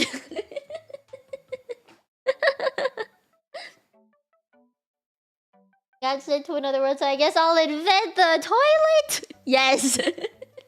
I will never, ever, ever not use a toilet in my life. You know, I gotta use the toilet no matter what. The fact that people like, I don't know, some people they gotta go out in the woods voluntarily. I can't, man. I'm not a camping kind of girl. I need like a proper functioning toilet that don't stink. That happened in anime this season? It did! I already watched it! The alchemy one, right? I just can't, man. I doom scroll to another world. Imagine if that actually happened. How much brain rot would that other world have? No squatting hole? Hell no. No. No. Would you want to have a squatting hole? Would you? No. I hate those things. I hate them with a passion. You know, I was so lucky. Like, my school in Hong Kong was super whitewashed. Like, they were all Western people, all Europeans, and like they were super like they really didn't for some reason. I don't know why, because we were in Hong Kong, right? But they really did not want Chinese influence within the school. You know, and low-key I felt like it was how do I put this, they would celebrate the Asian cultures when it mattered. So like Chinese New Year basically, or like what's called Diwali, and you know they would celebrate those. But any other day we were not allowed to use Chinese anywhere besides Chinese class, you know. And so like the whole school itself operated like it was a separate society outside of Hong Kong. And so like our toilets, we didn't have no squat toilets. We had like proper stalls and toilet bowls and stuff, you know? Or like the food that we ate, siu mai? No. Even though that was like the cheapest convenience store food, no. We were served like spaghetti, pasta, pizza, ravioli. You know, we were given that for food, like cafeteria food, which is great. You know, I like good food, but I'm just saying they were like, no, you're not allowed to have Chinese culture outside of Chinese class. I did go to a fancy British school though, so you know, it was a very different life, very different life. It did feel like I was getting isekai though. Every time I went to school, it was like everyone was British. And then I left, and it was like, oh wow, everyone here's Chinese. it was wild. Taking number 2 in a public toilet? Oh hell no, I wouldn't survive that. Neither would I. I hate doing it. I would never want to do it. I think there was only one time I ever had to, but I've been really careful otherwise because I bring lactate everywhere.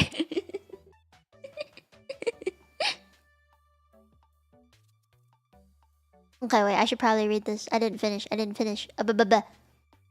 got stuck on isekai. Okay, number 2. Scope matters. Now that you have a more specific idea, we can dedicate how big the setting or conflict should be in order to accommodate the story. Depending on what you write, the story could be universal in scale or limited to even a single room. True, there is a movie called The Room, isn't there? You know, the one about the mom and the boy? The boy that supposedly was deceased and was rolled up in a carpet. Poor dude. Poor little guy. Man, I can't imagine going up in a room. Okay, number 3. Settle on the time and the place. Now that the plot idea has become even more specific with the sense of how big the story itself is, we can better visualize the time and place it all takes in both the basic setting parts. Okay, feel free to add quirks to a place as you like magic or disregard for normal physics. If I had to create an isekai world, I would like there to be magic. The thing with magic, though, is that it could either hold back evolution of technology or advance it. It really depends, I've noticed, on different animes. Like, I remember seeing one where they were able to tame big beasts in the ocean. So they would be the transportation across water, and ships weren't made. Like, they never made a boat. They just rode on these animals in the water. No one ever had to think about, how do I make a boat float on water? You know, no one ever really did that. So it's a hit or miss. Or like with war, like a political thing with war, and people were like trying to fight in a war.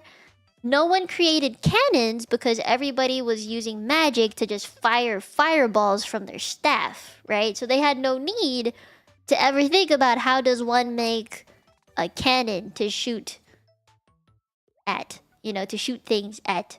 Just hard cannonballs that didn't exist. Yeah.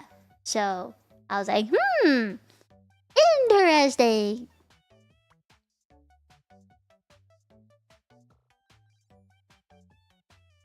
What is the best magic system? What's a hard or soft magic? You guys gotta... I don't know what that means. What's hard or soft magic? Is magic not just magic?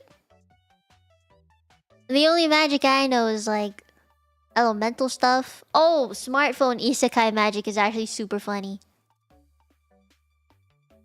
I like it. I like isekai smartphone magic. Hard magic means that there are laws that cannot be broken, while soft magic is more loose guidelines. Oh. I mean, personally, if I could deal with just soft magic and the whole rest of the world had to deal with hard magic, it would make my life much easier.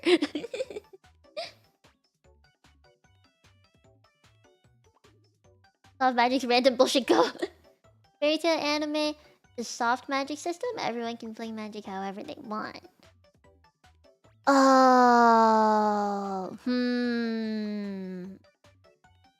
I kind of like the idea of...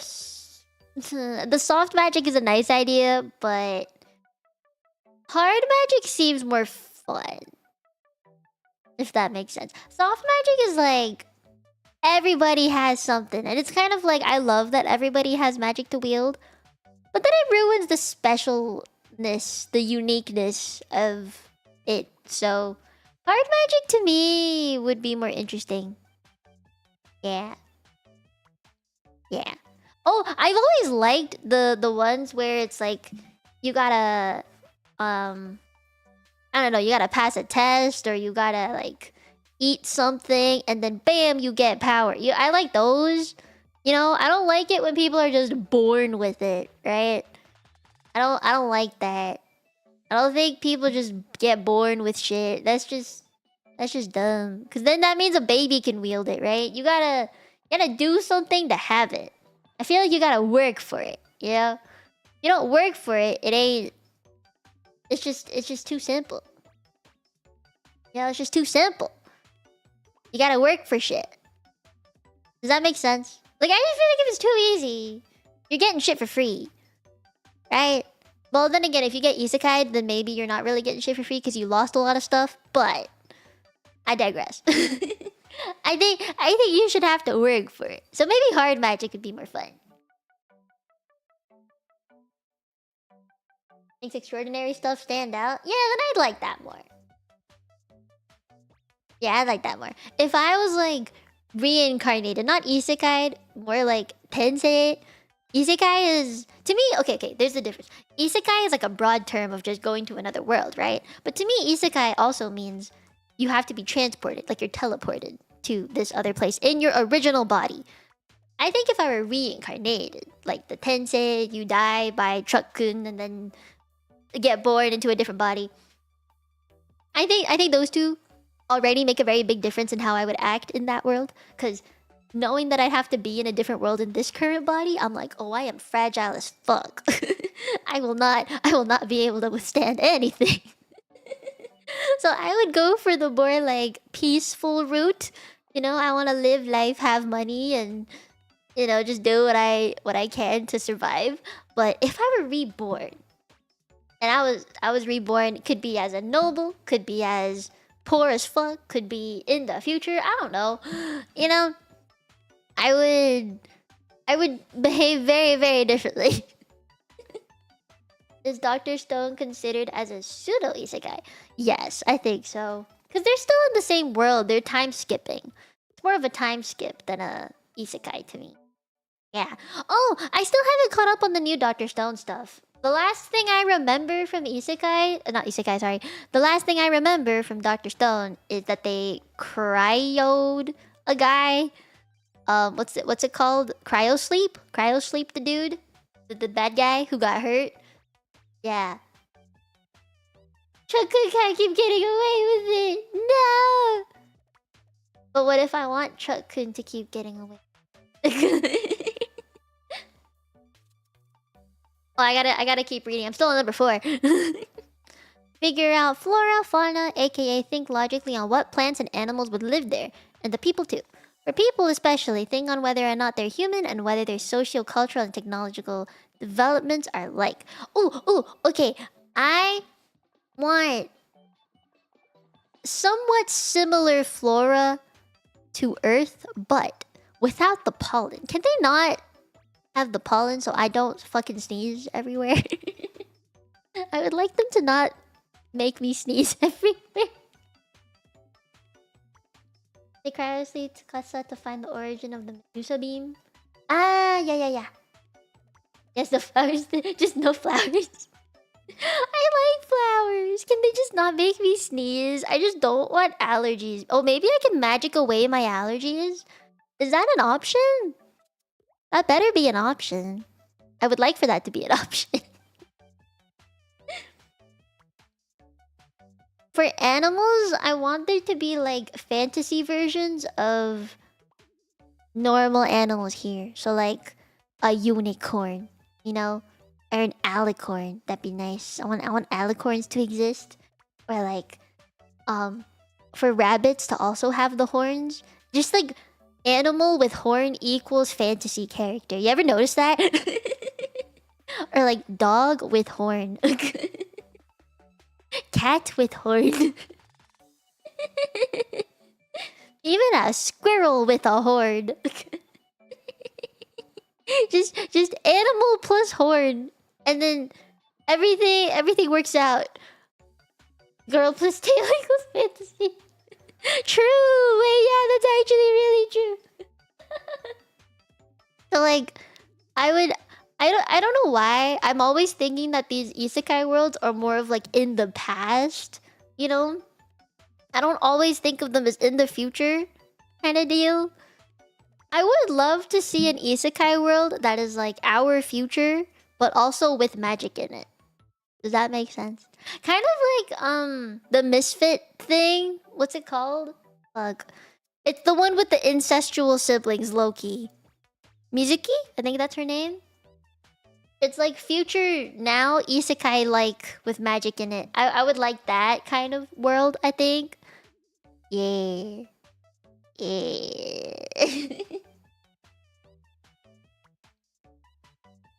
Yeah, a lot of them are bad, but I'm thinking I want it to be more slice of lifey. I want a future isekai. Maybe time jump with magic. That'd be real nice. Because there's been animes where like a person gets isekai'd and then they come back to the world.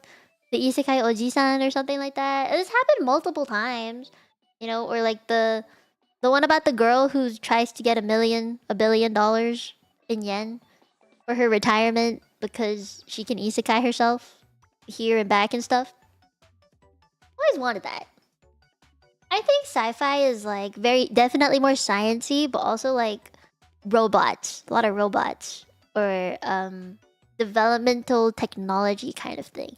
To me, fantasy is elves, dwarves, ogres, goblins, and I always think it takes place in the countryside of some medieval region, you know?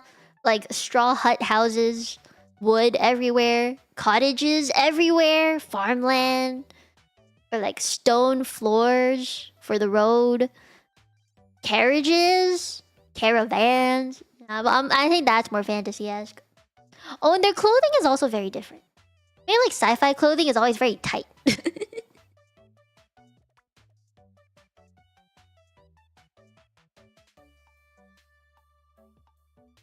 Horse-drawn carriages, yeah!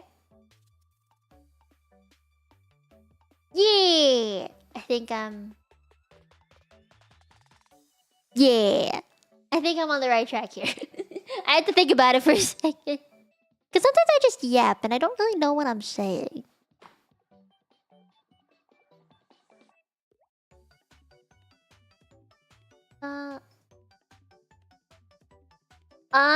Wait. I think I know what you're talking about. Yeah. I think so. I think fantasy for me is just a place without much technology. If it's sci-fi plus fantasy, that can exist too. Kind of like what I wouldn't say Isekai Smartphone is a sci-fi plus fantasy, but it's getting there. It's getting there.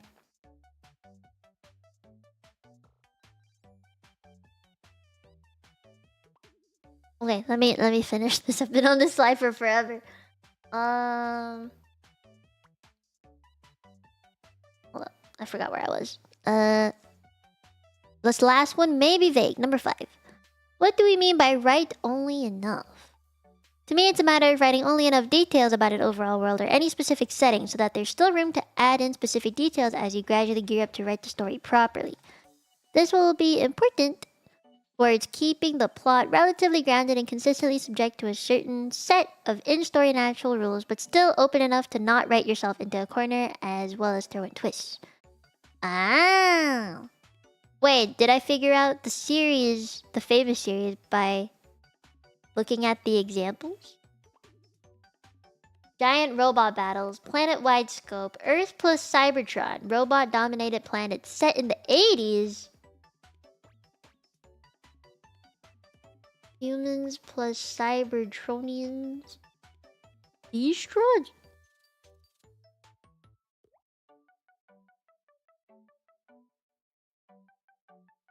No! Why? Tell me! Why won't you tell me the answer? Can you tell me the answer? You're not gonna tell me the answer?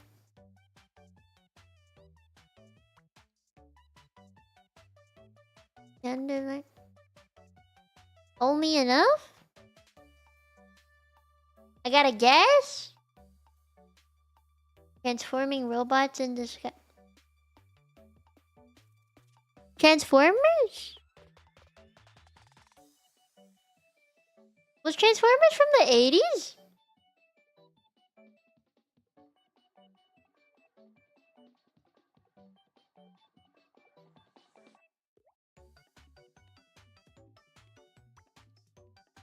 No. Transformers is from the 80s?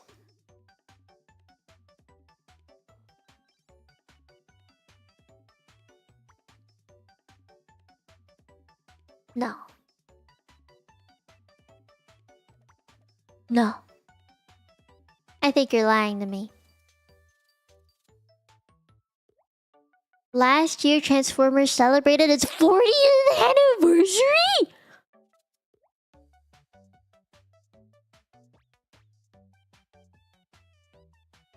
No. No. They can't do that. No. I thought they were from like the 2000s.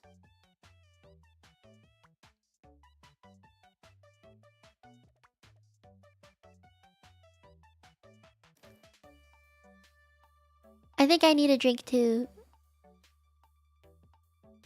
Wait, what? What was it like in the 80s?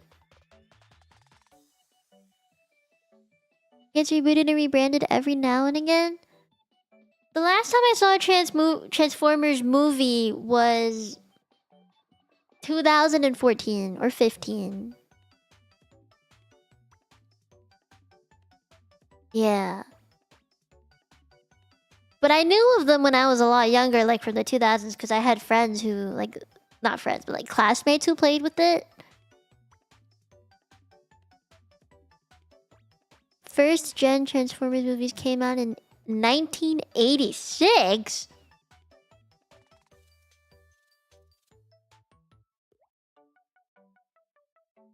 This is all sorts of wrong.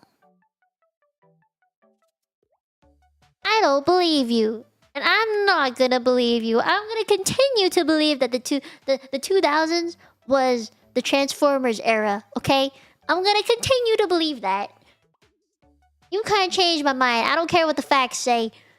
In my brain, in my memory, Transformers was a thing in the 2000s. Yep. Oh, bless you, Dad. Did you guys hear? Can you hear that? I don't know if you can hear my dad's loud sneeze. Man, okay. I'm gonna move on now. And I can't deny reality. I'm going to continue to deny it. Yes, that was the movie. That is why I have not seen another Transformers thing since that bus ride.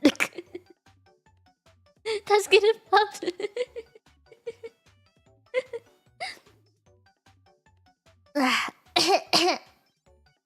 I have been traumatized by Transformers, okay? It was because of Transformers that I had to go to fucking court. I'm not doing that again. I'm not gonna let that happen again. I'm never touching Transformers ever again in my life. I refuse. And no one can make me change my mind. Explain? Oh, you don't know the story. Oh, you don't know the story.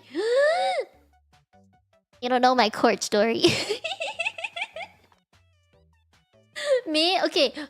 When it was my dad's birthday, it was earlier last week, my dad's birthday, Mino dad's birthday. We went to Hot Pot and my entire family was just laughing about, heh. My sister was like, I'm the only one that hasn't been to court. And I was like, wait. Oh shit, you're right. I was like, oh no. Because like my dad got in for some ticket thing. My mom ran like one red stop sign. And then I had to go. I had to go. Because of a bus. I had to go to court because of a fucking bus. Yeah. Alright, I guess it's time to tell the lore.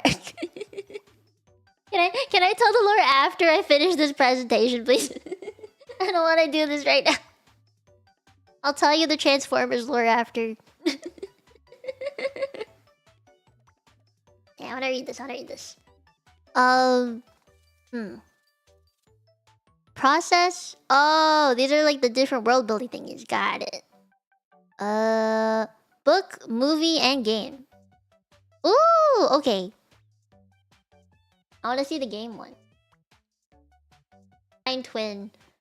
I love how the entire thing is always trying to find twin, but we've never found the twin. And world exploration, of course.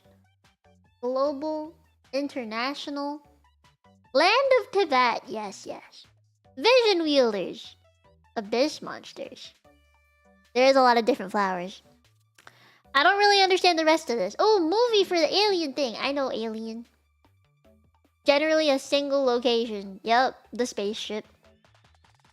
Humans and very vicious xenomorph. Yes. Hey, that's it. We actually got to the end. Nice. Nice.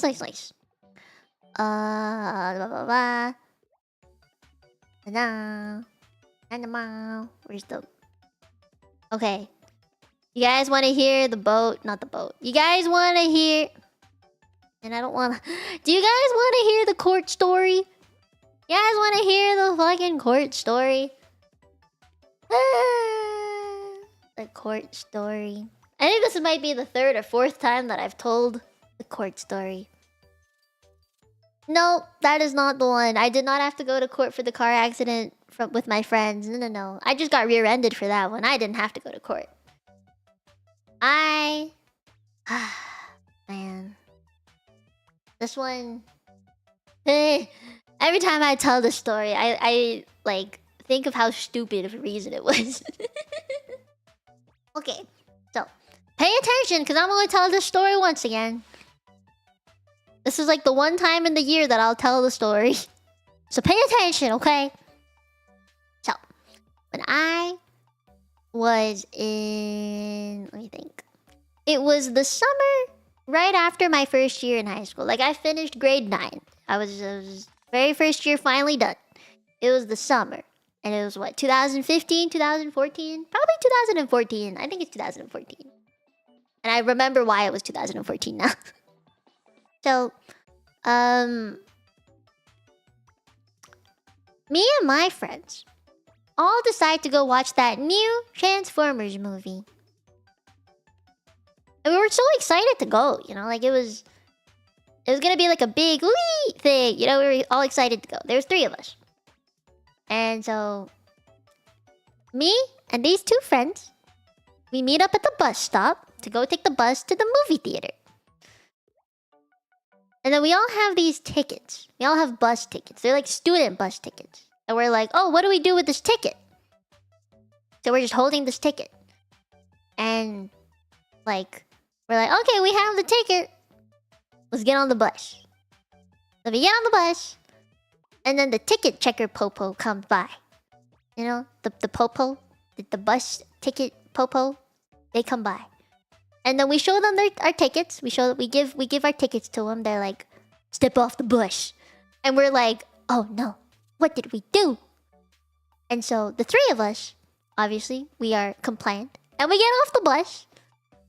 And so the ticket checky popo, they're like, you didn't validate your ticket.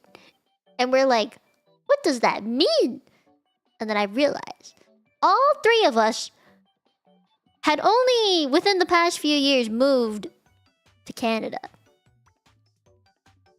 And you know, in Asia, at least in Hong Kong, we had like a pass thing that we bought. And it's just like you load it with money and then you just tap it on a thing. In Canada, at least at the time, fucking what, 10 years ago, we had to use paper and we're just like, what the fuck is this? So we just thought, okay, this is the first time all 3 of us are riding the bus. We're just good. We have the ticket. We bought the ticket. And we have the ticket. So we're like, this is it, right? Then I realized all 3 of us don't know how to ride the fucking bus. So all three of us are holding our tickets like, what do you mean we didn't validate it? We bought the ticket. And apparently there's this one tiny machine that's behind the bus stop that you have to slide the ticket through, and then it stamps it with the time and date that you validated the ticket. And we're like, what in the fuck is this? Why is this necessary? You know, because like our entire lives we've been doing you just have the ticket and you go, right? This is like the first time I'd ever seen this machine. You know, and it's not like very intuitive. There's no sign that tells you have to go validate your ticket or anything. It's just like, think of like a mailbox, right? It's just a rectangle with a tiny, tiny opening.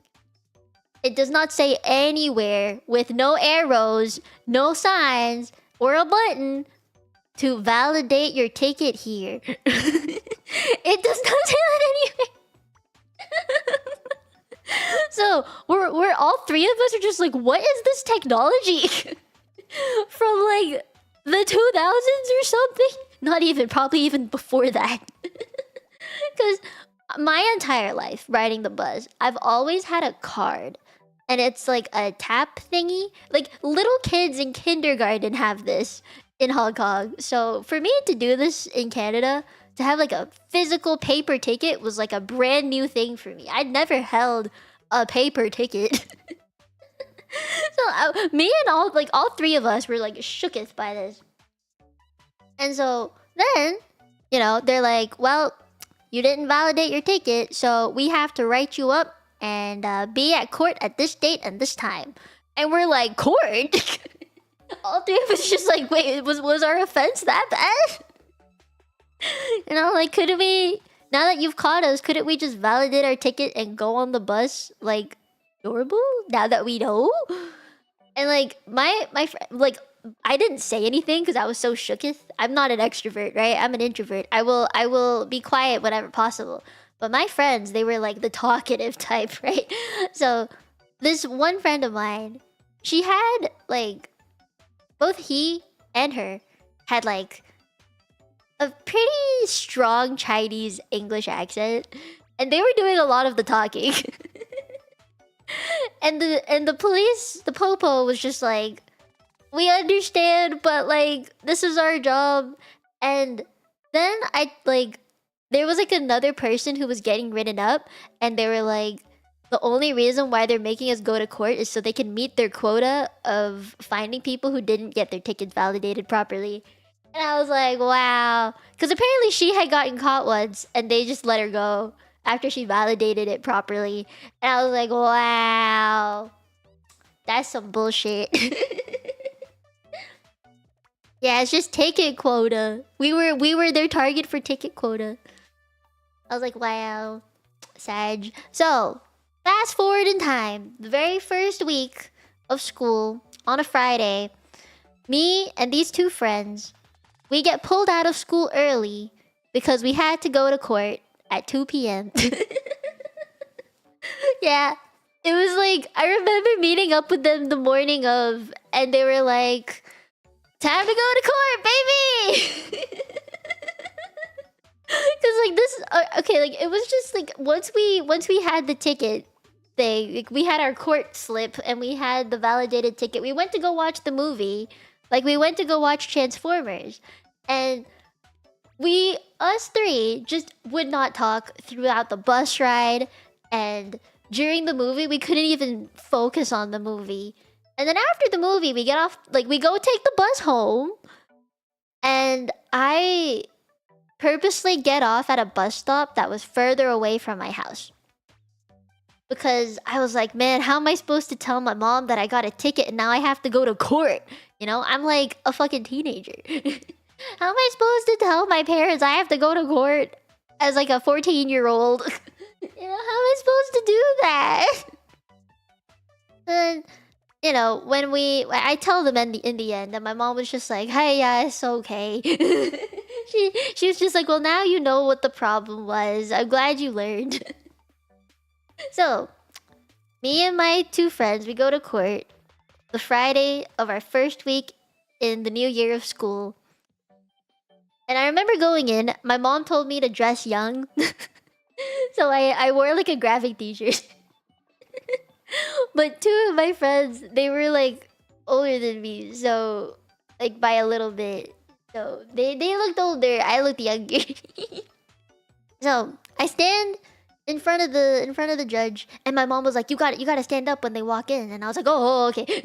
I was like, I wasn't sure what to do. But they were like, right when you go in, they're like, do you plead guilty or are you innocent? I'm like, my mom told me to just plead guilty. And I was like, okay. And then I was like, okay, I'm guilty. In the quietest voice, I was like, I'm guilty. I never thought I'd ever have to say that in my life.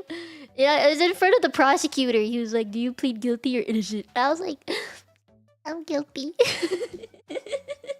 And then me and my friends, we all sit down next to each other. And then they call us up one by one. And then the judge was looking at me like, oh dear. She was like, do you have anything you'd like to say? And I was like, I'm an immigrant, and it was the first time I ever took the bus, and I didn't know what I was supposed to do.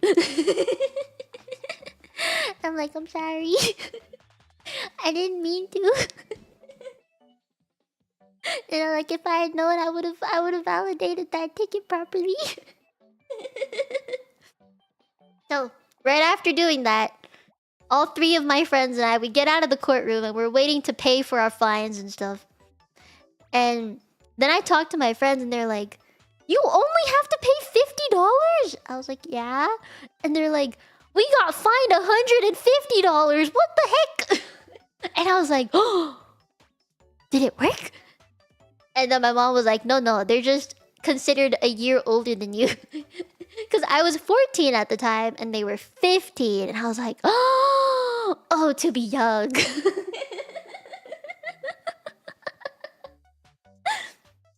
Like, we all got wrote up for the same thing. But I had to pay $100 less.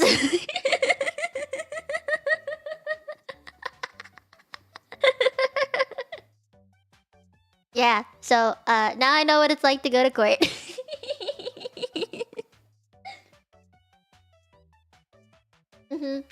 $100 less of a fine just because I was younger. We were all born in the same year, but their birthdays were like super early, like January, March kind of birthdays.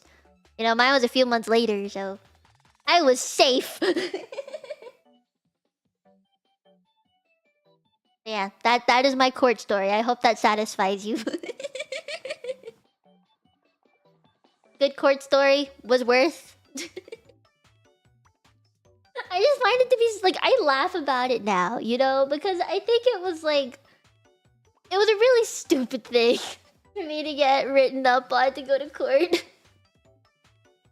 I remember shaking really bad the first, like, at the first bit when I was walking in. I was shaking so bad, even though it was like summerish. I was shaking real bad. And I was also really quiet. I couldn't look the judge in the eye. I mean, when I was 14, I was still super, super introverted. I wasn't the most extroverted person. Talking to people was really scary. I couldn't even order my own food properly. But once I turned 16, I became like the most extroverted person ever. I could walk up to anybody and be like, "Hey, how's it going?" You know, I was that kind of person. So I changed a lot 2 years after. But during my 14-year-old age, I was super quiet, you know? So to have to look at a prosecutor and be like, "I'm guilty." I was super scared to even say it out loud. Like, "I'm guilty." And then to the judge, like, "I only moved to the country recently.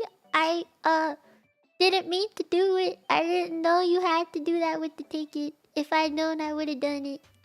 I'm sorry. I won't do it again." You know? Super quiet voice.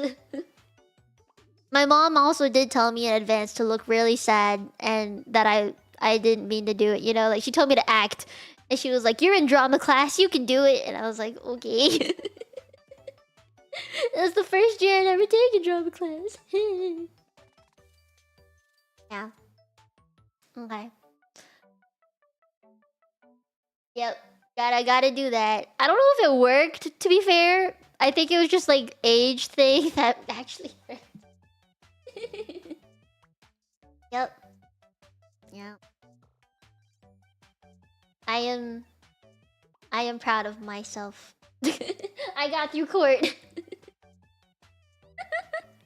I mean, it's like it's low-key embarrassing to say that I've been to court, but also the reason that I went was stupid. It was an honest mistake, okay? I didn't mean to do it. It was a super honest mistake, okay? An honest mistake. If I'd known, I would have paid for the ticket because I already thought I did, you know?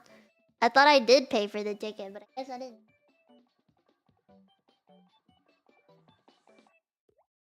Oh man, no. Oh no. I think like for me, I love playing with babies. You know, I like kids, I like babies.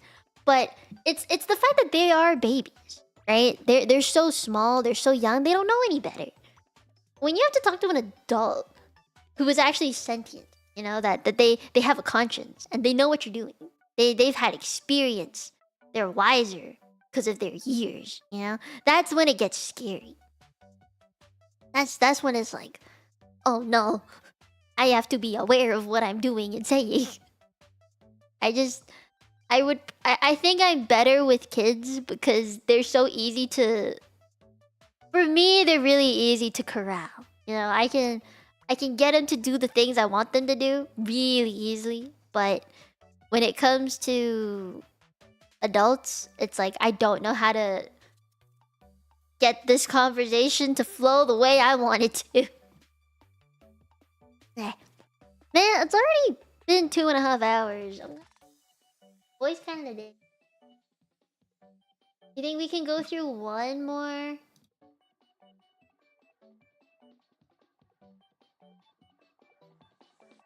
What's one more we can go through, guys?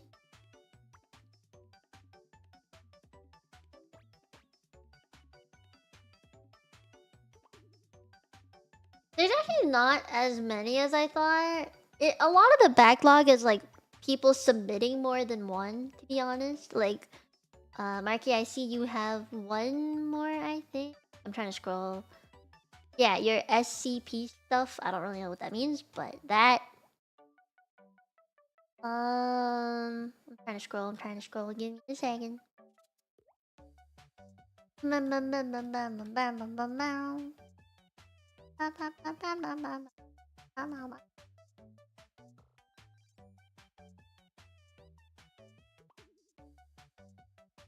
that one already?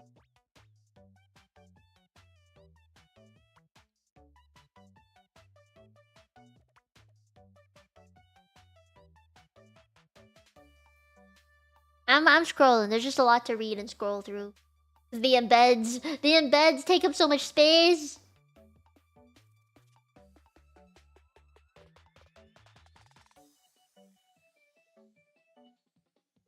Oh, I already went through Monkey.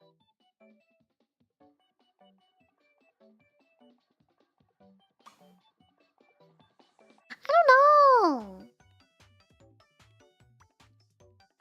I don't know what to do.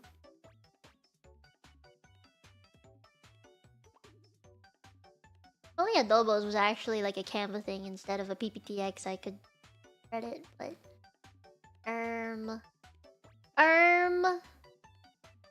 let's just do Marky's one. Since his I can actually open. Gotta find it. I scrolled so much I can't find it again.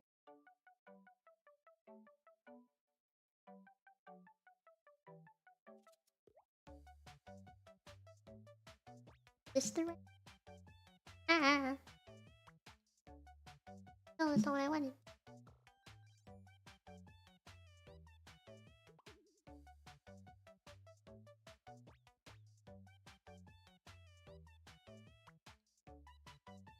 Okay.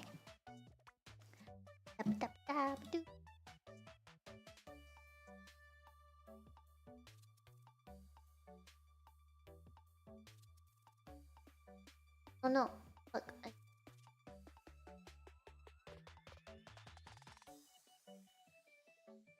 I got it. I don't got it.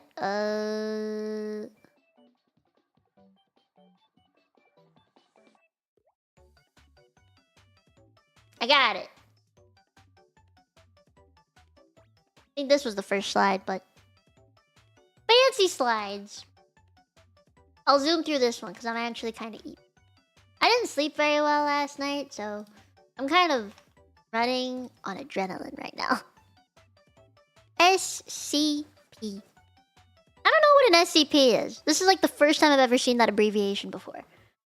It can be anything! As long as there is or was an anomalous effect involving the object, the Foundation will classify it based on what the Foundation knows about the object. What the Foundation?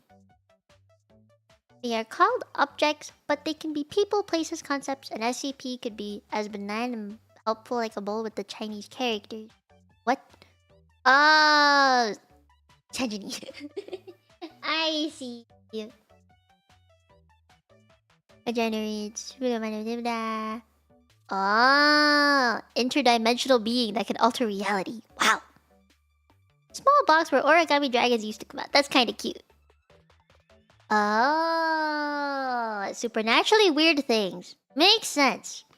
They'll have different effects, origins, and stories related to them. All known information is documented by the Foundation. However, some require credentials to access, so don't pry into those specific SCPs unless necessary. Ah, okay. Hey, this is a lot of words. You don't really know what they are? Anti-mimetic? English hard.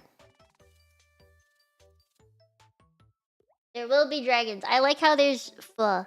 That pho? It's some kind of noodle. It's a fake word anyways? Oh my god. So everything here is just fictional. Okay, 3 main object classes of SCPs are safe. Okay. How does one say this? Okay. The only word I can say within these three is safe. Keter? Keter? Keter? Keter? How about this third one? How does... Euclid? Euclid? Euclid?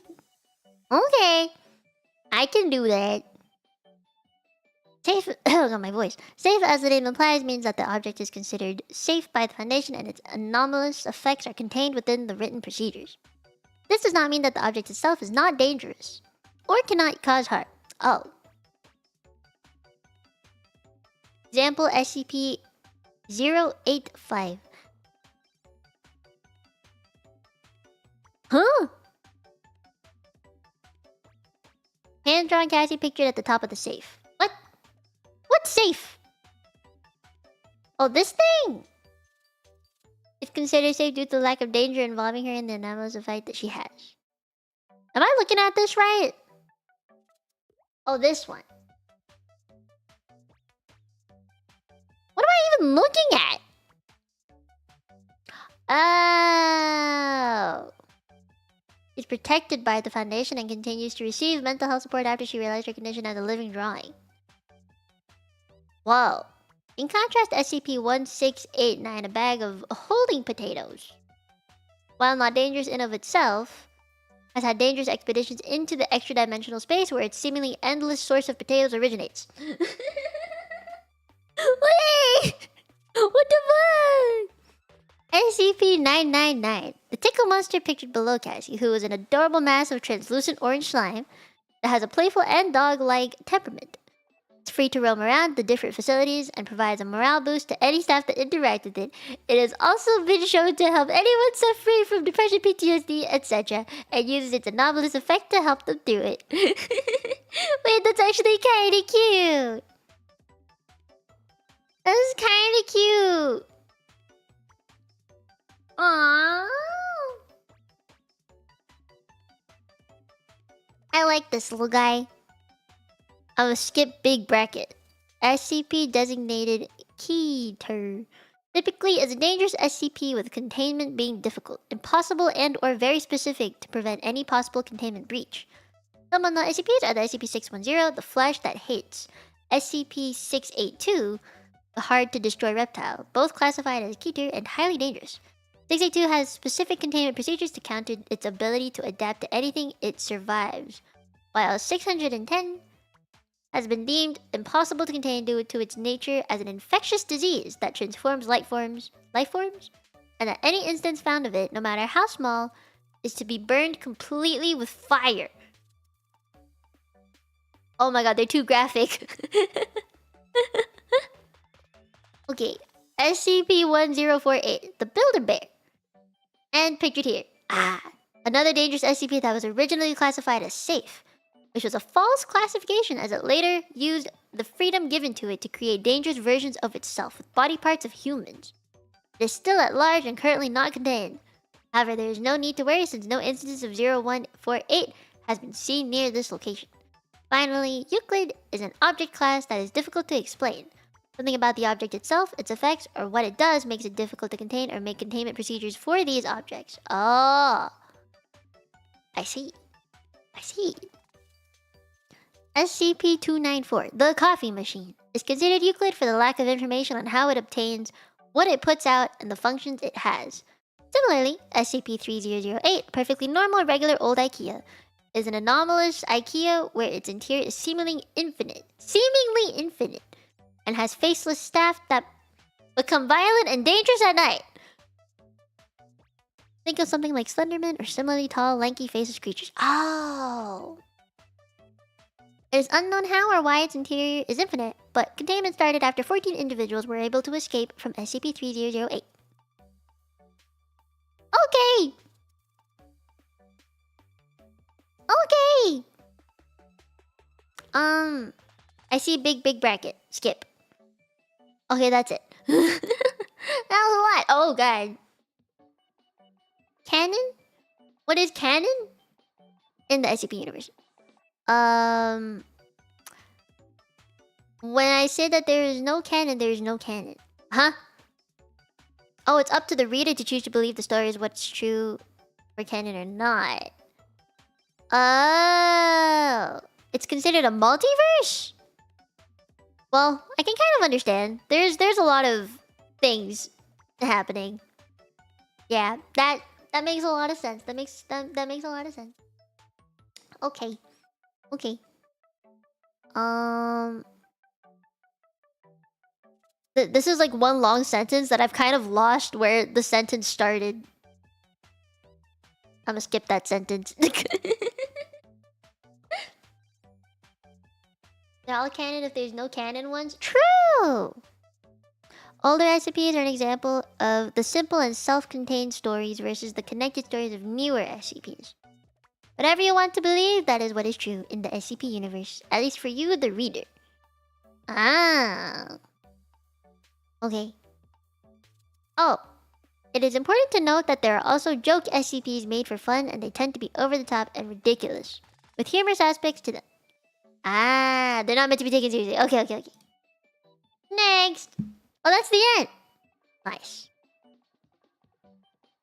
Make sure you click heart for a heartwarming message. I don't know what that means. A beneficial SCP known as Bear with a Heart of Patchwork. Well, I hope you didn't get scared after hearing about the Billy Bear. No! No. Example of what makes the SCP universe beautiful? Oh! Wait. Creating patchwork recreations of organs using any fabric material it can find. It then works to replace injured, malfunctioning, or failing organs of a living person. It does all in its power to help a person. Oh! One instance shown in the manga panel involved a manga panel. It involved a terminal disease that was not able to cure that led to it scrambling for anything it could find to try to help the person. All it could do for them before they passed was manifest a chocolate bar for them and hug their leg, crying for them and its inability to save them. No. That's sad. That's sad. That's a cute bear though. That's a cute bear though. Patchwork bear lore. How did you guys even come across this? I just... Like, in what world would this information be necessary to know? You know, like... Well... Why is this a thing?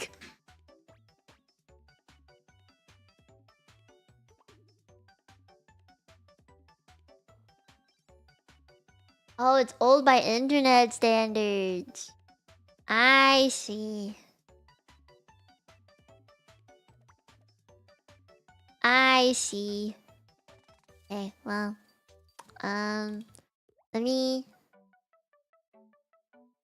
move this back properly. There. Okay. Boop! I'm so tiny.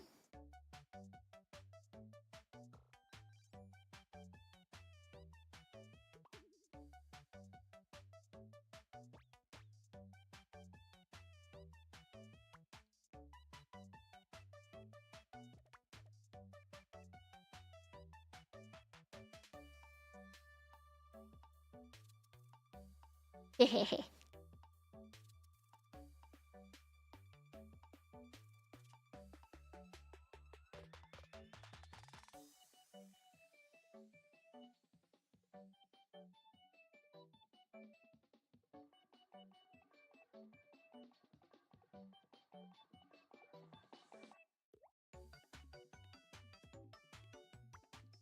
It is very expressive in terms of capturing smug.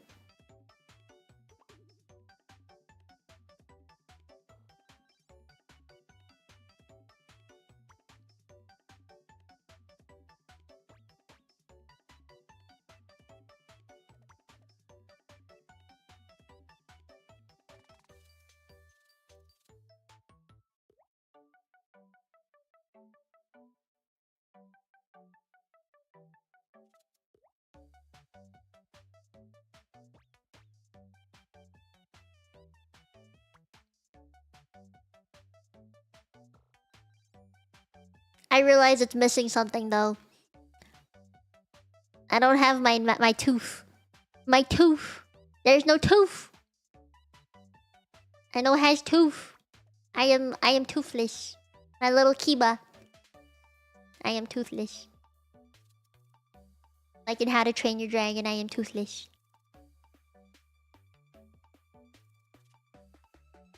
No. But it's okay because this is a goober. I am a goober. So I am not upset. It works with the goober vibes. I gotta nickname all of my models, I swear. I have so many now. You guys have given me so many. How to Train Your VTuber. Wait. No. No. You don't train your VTuber. No. What you trying to say here, huh? Yeah, so Cozy's model is more goober. This one's more chibi. Yeah. This one's more chibi. Let me check. Okay, so this one is officially called Chibi Mie. Yeah, this one's called Chibi Mie. And then I have the Mia Goober, which is Cozy's one. And then I just have my OG outfit. Then I have Skater Girl outfit. And then I have Magical Girl outfit. I got so many now. Oh me, oh my. Yeah, the Magical Girl outfit. You know, the one that Aya Mama made. Let it load. This one. Very different, isn't it? This one's less smug. This one's just cute. If I'm in a cute mood, this is it. I'm like super shiny. I was actually gonna ask Cozy if she could like re-rig this one in some way because like I'm kind of restricted. Like I can't tilt left and right very well. My head just stays stationary. So I was gonna ask if Cozy could do it. But I mean, if Lex is taking commissions, I would totally pay Lex to rig this. It does have expressions too. I just don't really use it. I forgot. Oh, it's Alt. Oh.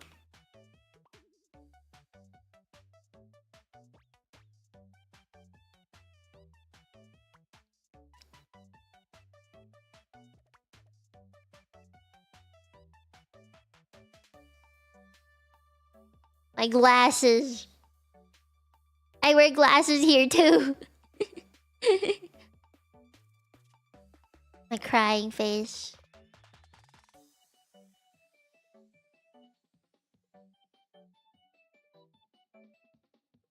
This one makes me feel powerful though.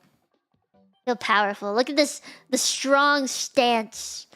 You know, I'm standing strong. I like this way. I like this one too. I'll probably use this one for like just chatting streams or something chill. Yeah. Oh, if I ever collab with Isha, I would totally use this. We're gonna use this together, the will magic. Yeah. I wanna add Lex and say thank you, cause like I wanna say thank you. But I don't know where he at. Can't believe he just dropped me a full ass model and left. Not fair. Just dropped me a full model and was like, boop, here you go. Here you go. Here's my full hours and hours of work. Yeah, he do be an SEA. Oh, okay. I'll take it. I will add him properly. I feel bad if I didn't add him properly, you know?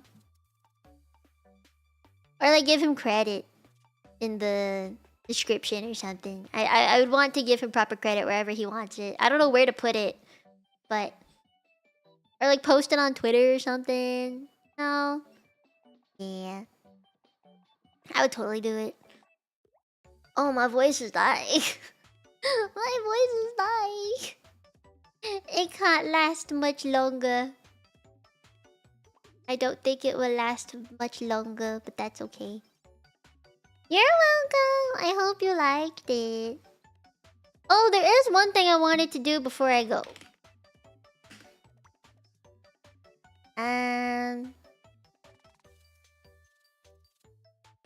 While you are here, no, while we are here together, I wanted to do something. I'll use the other model for this. Give me a second.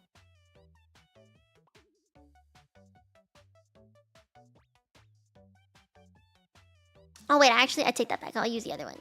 This one.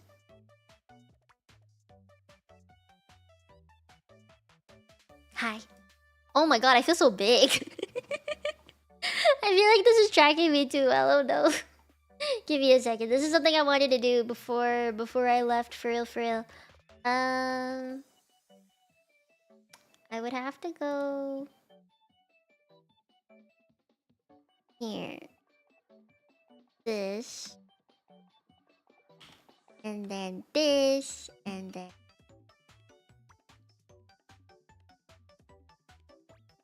this. And then close that. And that. And that. And this. Okay. Boop. Can you guess what we're doing here today? I gotta mute this. Put this on. This on. You guess what we're doing today? Can you guess what I'm trying to do?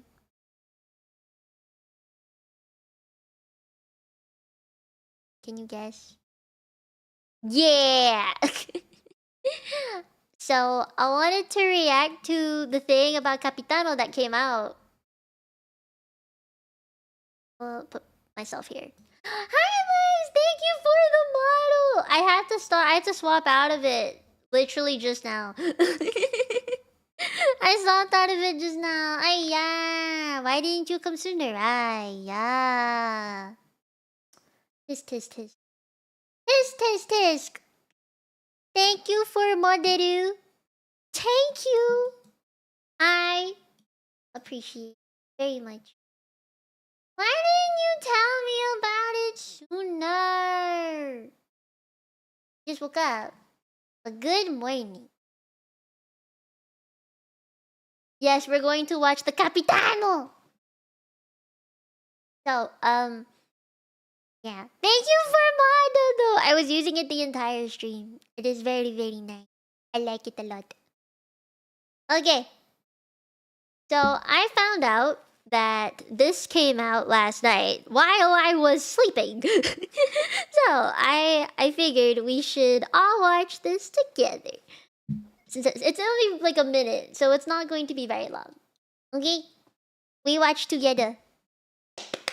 I am excited. Okay. Ah. Oh wait, no, you can't see it yet. Oh, it's big. Oh. Let me set this in the right spot first. Hold up.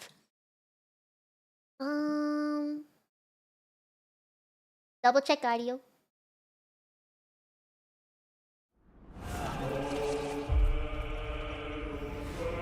Okay, you can hear. I'll start again.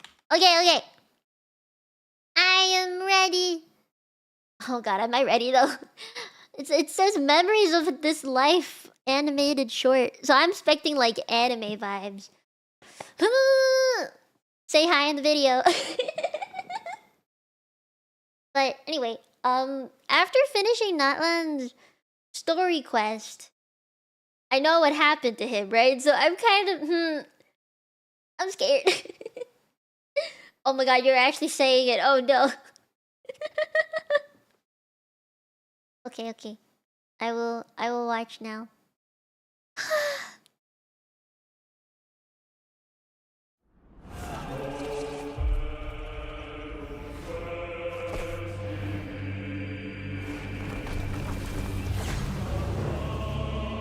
That's a lot of hands.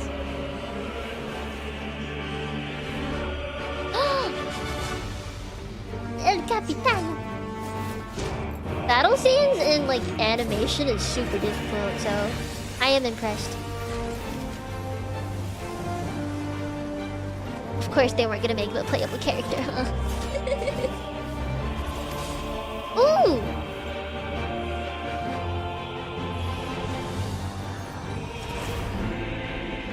This is the battle from like 500 years ago, right? In Khaenri'ah? Isn't it? I think.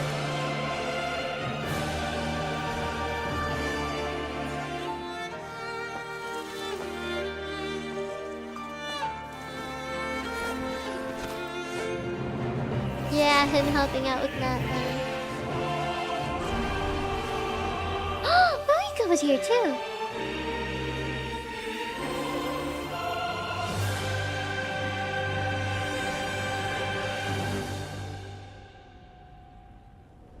Oh.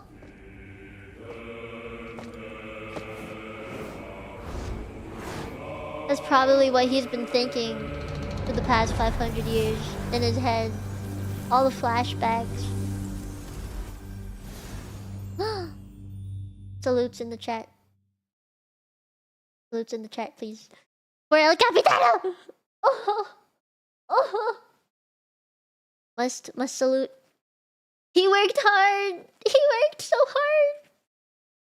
Yo, I don't know what it'd be like to have to hear people crying and screaming in desperation to have their lives saved for such a long time, for 500 years, but man, he deserves rest now.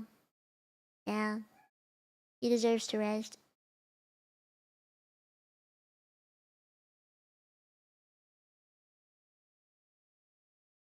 I don't know what this is, but I kind of want to watch it too. Hold up. Let me go to the page. Ah, that came out 2 days ago and I didn't even know. Wow. We are. Oh man, that's loud. I'm gonna watch this too. I don't know what this is. I wanna know what this is. It had Sitlali in the thing, in the thumbnail, so I have to watch it now. We are like birds, soaring through the horizons of Anything Sitlali related, I will watch. Brushes of memory, seeking the color of my final journey. Live 2D, man. Oh, she's when I pretty. Get there, may there be feathers to paint the sky, shades of rose. I've always loved Genshin art. And fields of green to beckon adventurous souls. It feels like those storybooks with the little flaps where you move the paper and it makes it move, you know? And volcanoes too, where, despite the danger, hidden treasure waits to be found. And graffiti art, of course. Without that color, just imagine the dullness of night. Anything else? In the end, I hope everyone remembers my color too. It's a pretty color.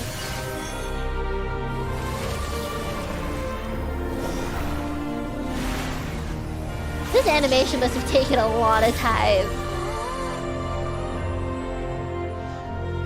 In the end, I hope everyone remembers your color too.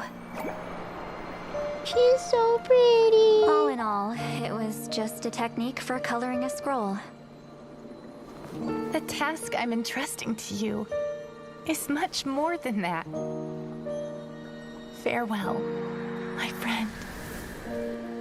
Wait, why is she gone? Oh. Hi.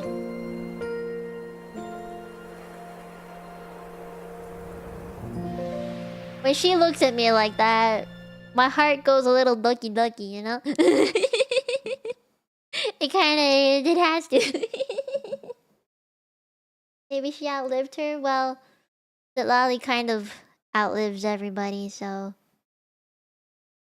And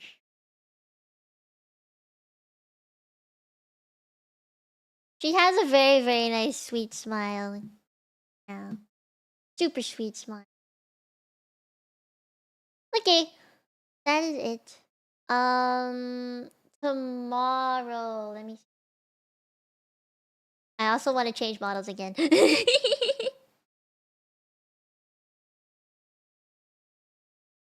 We finished reacting to that. I'll make a video out of like the El Capitano one today. Easy. Okay. Naman. Gotta put things back to where they belong. Tomorrow is Woowa. We're gonna play Wuthering Waves tomorrow. Yeah, it's the Wuthering Waves story. We're doing the second bit. I have to finish that Averardo Vault dungeon thing, and then it'll be Act 3. So I hope that the vault won't take too long. So that's why I only put the chapter 3, Act 3 or something in the title of the stream. I hope that's okay. So that'll be tomorrow's stream. Is Woowa. And on Saturday, I will be doing a full stream just reacting to videos. I'm just gonna watch all the things that I'd never watched before, and you guys have pretty much full reign to tell me what to watch. Although I will say no Honkai Impact 3rd, because I would like to dedicate one entire stream to Honkai Impact 3rd. If that makes sense. I hope that's okay. Yeah. In my React arc. Technically, I was in my React arc 2 years ago. Like, I'd already started that arc 2 years ago. So it's not like I'm starting it now. But I will say that it's the first time that I've compiled videos together for it. You know, that I don't think I've done videos for it, but I've always done streams of it. Yeah, my React arc was when I started Genshin, which was 2 years ago. Yeah. Yeah, it's more like a return. The thing is, I've always liked doing React stuff. It's more like I just wasn't sure how I wanted to execute it. Because I did it the one time for Genshin. And then I didn't do it for any of the other games because I wasn't feeling it, you know? Just wasn't feeling it. Genshin hit different, so I like the Genshin reacts more. Yeah. I think I might focus more on Genshin, but I'll still do other games too, like Zenless and Woowa. Yeah. That sounds pretty good. I will turn that into a video very soon, and I'll probably post it tomorrow. either later today or tomorrow. We'll see. We'll see how fast I can get it done. Okay. I want to raid into a stream. If I know who to raid. Gotta find someone. Hoopst is live. Hoopst is live right now. I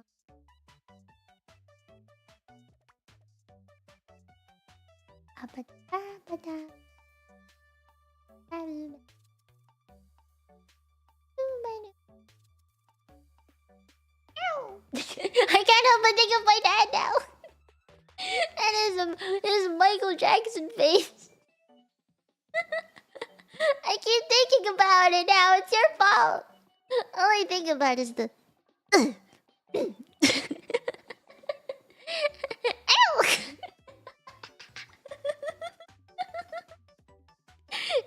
All the.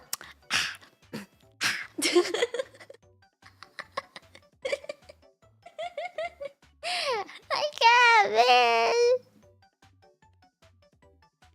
I can't. It's very Michael Jackson-esque. Like, my dad did it well after some time.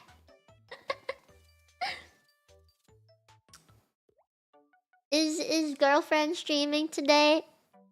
At this hour? Girl, what the fuck? Okay. I will go raid her then. I need to set it up. Give me 1 second. Is here.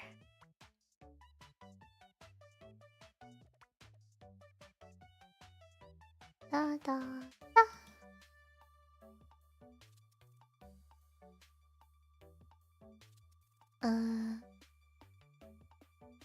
Okay. I will go raid her now then. After this, I'm gonna probably make the video real quick and then go take a shower. Yeah. Okay. Okay. I go now. Bye bye. 今日来てくれてありがとう. That next Capitano video is gonna be hella short. Okay. I won't say anything in Kani's stream. I think I take that back. I think I'm just gonna go shower first because my skin is freaking out. So I will see you after I take my shower. My skin is not doing so great. It's actually been really itchy since I woke up this morning. I've just been trying to ignore it. Yeah, please let her know. Thank you, thank you. Tell her I love her, okay? Oh, and that I have something to share with her. I actually no, I'll just do it right now. And then I'll remember. Why is Namek barking so? What the fuck? Do you hear her? She's yapping.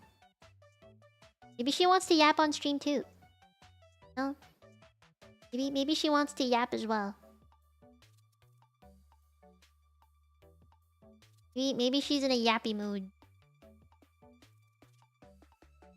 You're welcome. I hope you liked stream today. It was very like all over the place, but I kind of like that about my streams. I just do whatever I want.